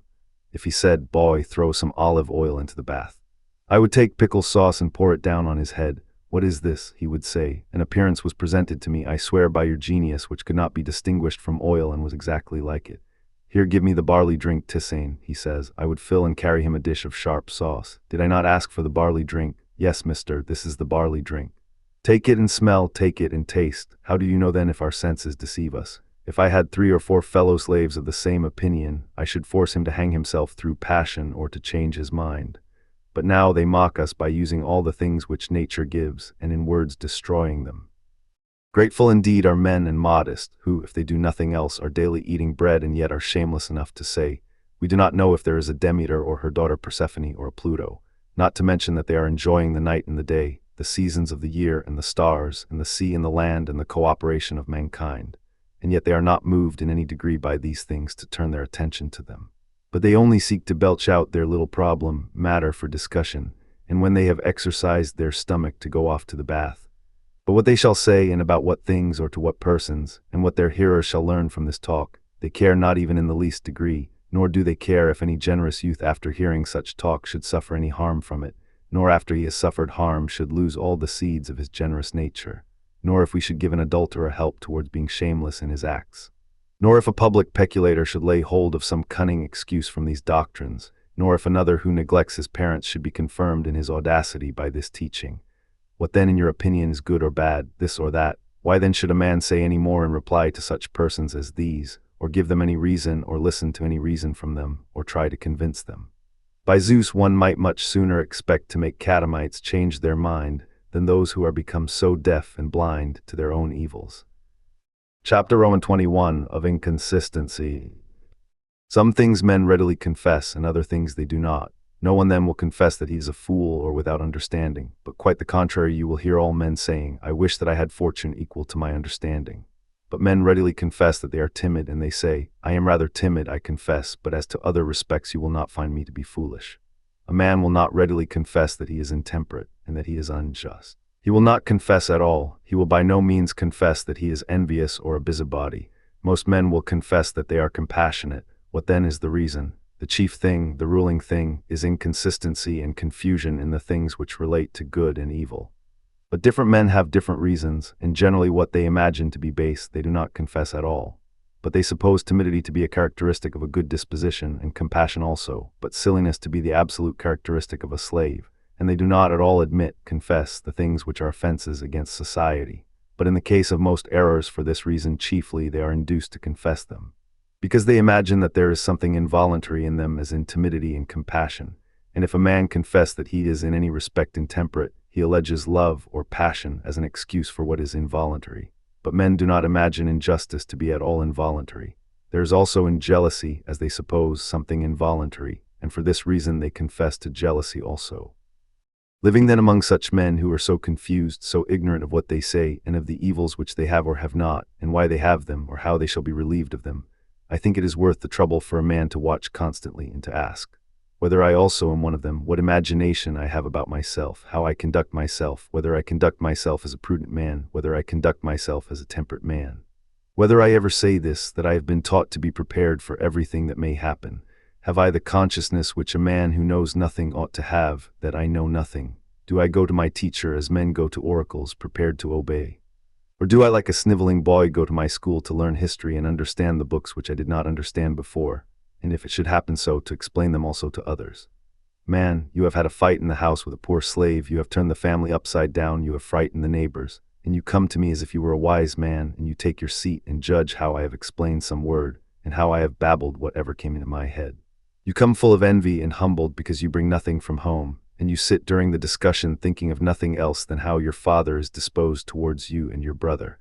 What are they saying about me there? Now they think that I am improving, and are saying, he will return with all knowledge. I wish I could learn everything before I return, but much labor is necessary, and no one sends me anything, and the baths at Nicopolis are dirty. Everything is bad at home and bad here.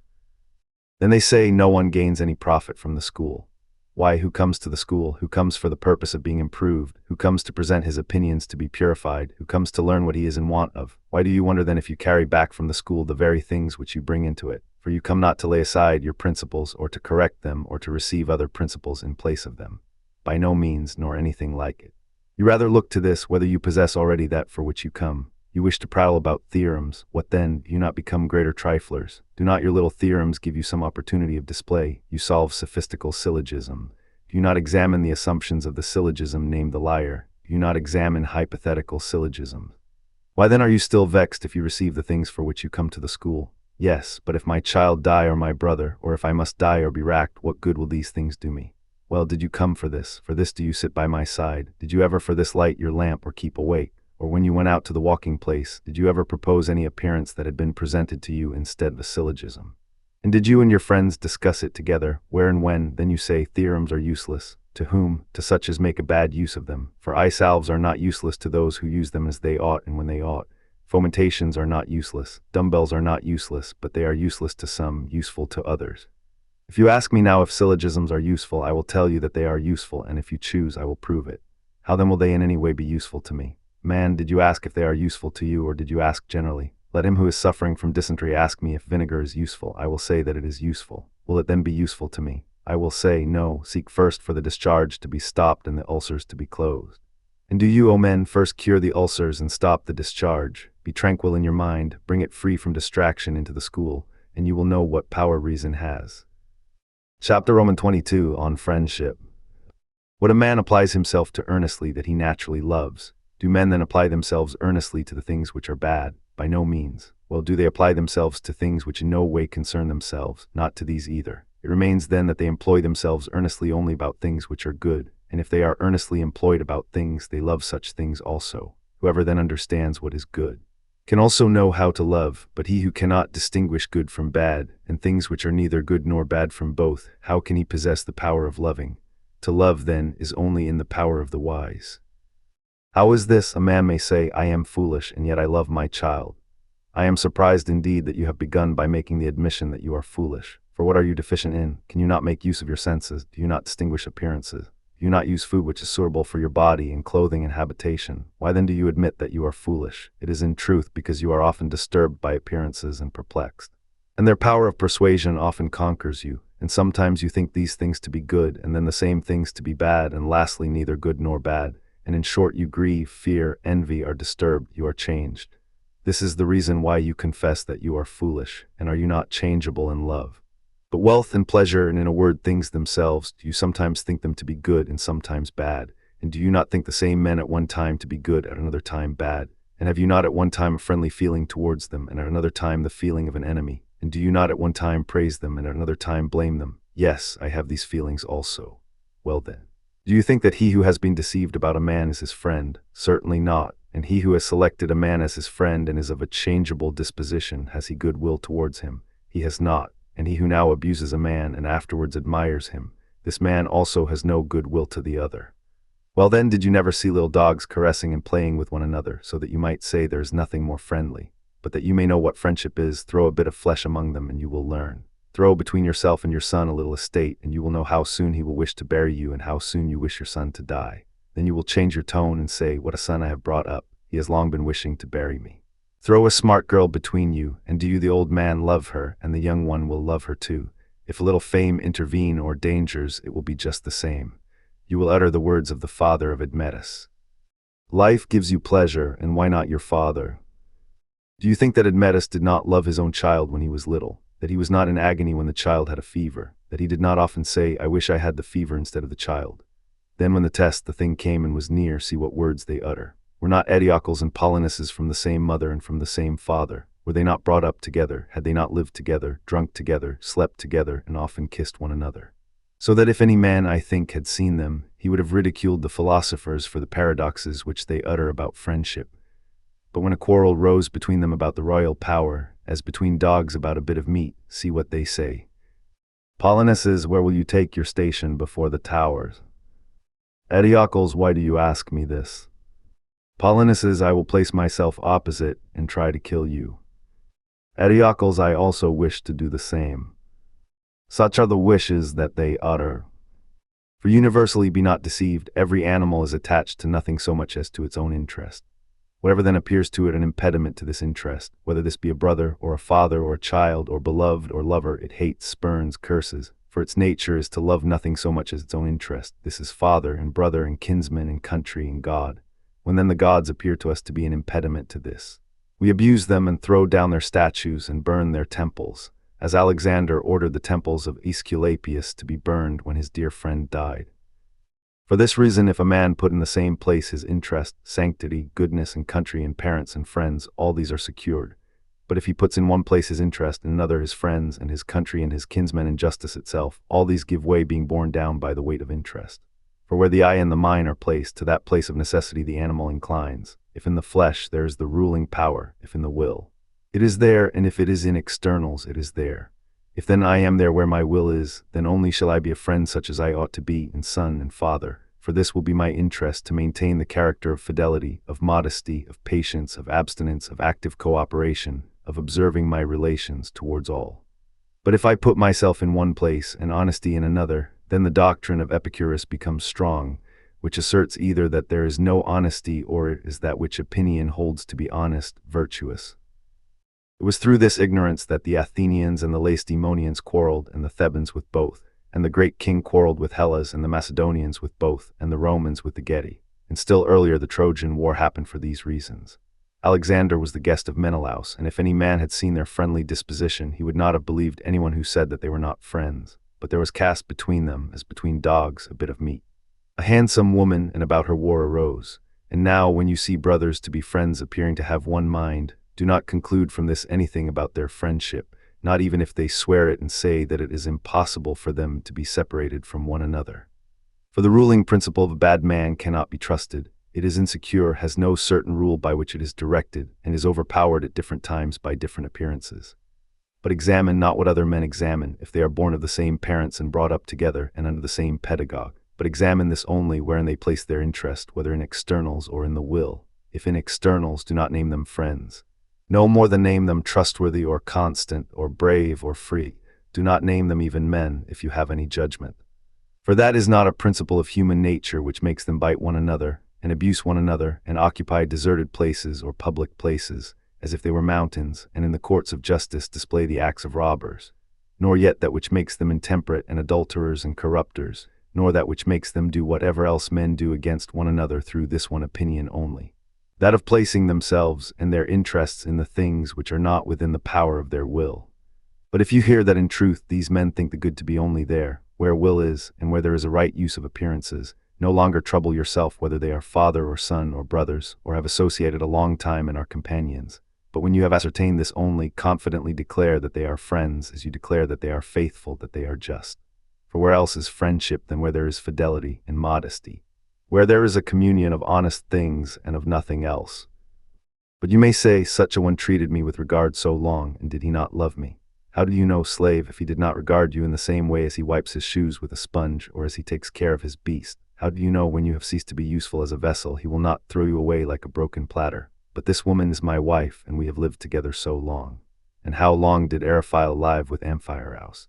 And was the mother of children and of many, but a necklace came between them. And what is a necklace? It is the opinion about such things. That was the bestial principle, that was the thing which broke asunder the friendship between husband and wife, that which did not allow the woman to be a wife, nor the mother to be a mother. And let every man among you who is seriously resolved either to be a friend himself or to have another for his friend, cut out these opinions, hate them, drive them from his soul. And thus first of all he will not reproach himself, he will not be at variance with himself, he will not change his mind, he will not torture himself. In the next place to another also who is like himself, he will be altogether and completely a friend. But he will bear with the man who is unlike himself, he will be kind to him, gentle, ready to pardon on account of his ignorance, on account of his being mistaken in things of the greatest importance. But he will be harsh to no man, being well convinced of Plato's doctrine that every mind is deprived of truth unwillingly. If you cannot do this, yet you can do in all other respects as friends do, drink together and lodge together and sail together, and you may be born of the same parents, for snakes also are, but neither will they be friends nor you, so long as you retain these bestial and cursed opinions. Chapter Roman 23, on the power of speaking. Every man will read a book with more pleasure, or even with more ease, if it is written in fairer characters. Therefore every man will also listen more readily to what is spoken, if it is signified by appropriate and becoming words. We must not say then that there is no faculty of expression, for this affirmation is the characteristic of an impious and also of a timid man. Of an impious man, because he undervalues the gifts which come from God, just as if he would take away the commodity of the power of vision, or of hearing, or of seeing. Has then God given you eyes to no purpose? And to no purpose has he infused into them a spirit so strong and of such skillful contrivance as to reach a long way and to fashion the forms of things which are seen? What messenger is so swift and vigilant? And to no purpose has he made the interjacent atmosphere so efficacious and elastic that the vision penetrates through the atmosphere which is in a manner moved. And to no purpose has he made light, without the presence of which there would be no use in any other thing. Man, be neither ungrateful for these gifts nor yet forget the things which are superior to them. But indeed for the power of seeing and hearing, and indeed for life itself, and for the things which contribute to support it, for the fruits which are dry, and for wine and oil, give thanks to God. But remember that he has given you something else better than all these. I mean the power of using them, proving them, and estimating the value of each. For what is that which gives information about each of these powers, what each of them is worth? Is it each faculty itself? Did you ever hear the faculty of vision saying anything about itself? Or the faculty of hearing, or wheat, or barley, or a horse, or a dog? No, but they are appointed as ministers and slaves to serve the faculty which has the power of making use of the appearances of things. And if you inquire what is the value of each thing, of whom do you inquire? Who answers you? How then can any other faculty be more powerful than this, which uses the rest as ministers and itself proves each and pronounces about them? For which of them knows what itself is, and what is its own value? Which of them knows when it ought to employ itself and when not? What faculty is it which opens and closes the eyes, and turns them away from objects to which it ought not to apply them, and does apply them to other objects? Is it the faculty of vision? No, but it is the faculty of the will. What is that faculty which closes and opens the ears? What is that by which they are curious and inquisitive, or on the contrary unmoved by what is said? Is it the faculty of hearing? It is no other than the faculty of the will. Well, this faculty then, seeing that it is amidst all the other faculties which are blind and dumb and unable to see anything else except the very acts for which they are appointed in order to minister to this faculty and serve it, but this faculty alone sees sharp and sees what is the value of each of the rest. Will this faculty declare to us that anything else is the best, or that itself is? And what else does the eye do when it is open than see? But whether we ought to look on the wife of a certain person, and in what manner, who tells us? The faculty of the will. And whether we ought to believe what is said or not to believe it, and if we do believe, whether we ought to be moved by it or not, who tells us? Is it not the faculty of the will? But this faculty of speaking and of ornamenting words, if there is indeed any such peculiar faculty, what else does it do, when there happens to be discourse about a thing, than to ornament the words and arrange them as hairdressers do the hair? But whether it is better to speak or to be silent, and better to speak in this way or that way, and whether this is becoming or not becoming, and the season for each in the use, what else tells us than the faculty of the will? Would you have it, then, to come forward and condemn itself?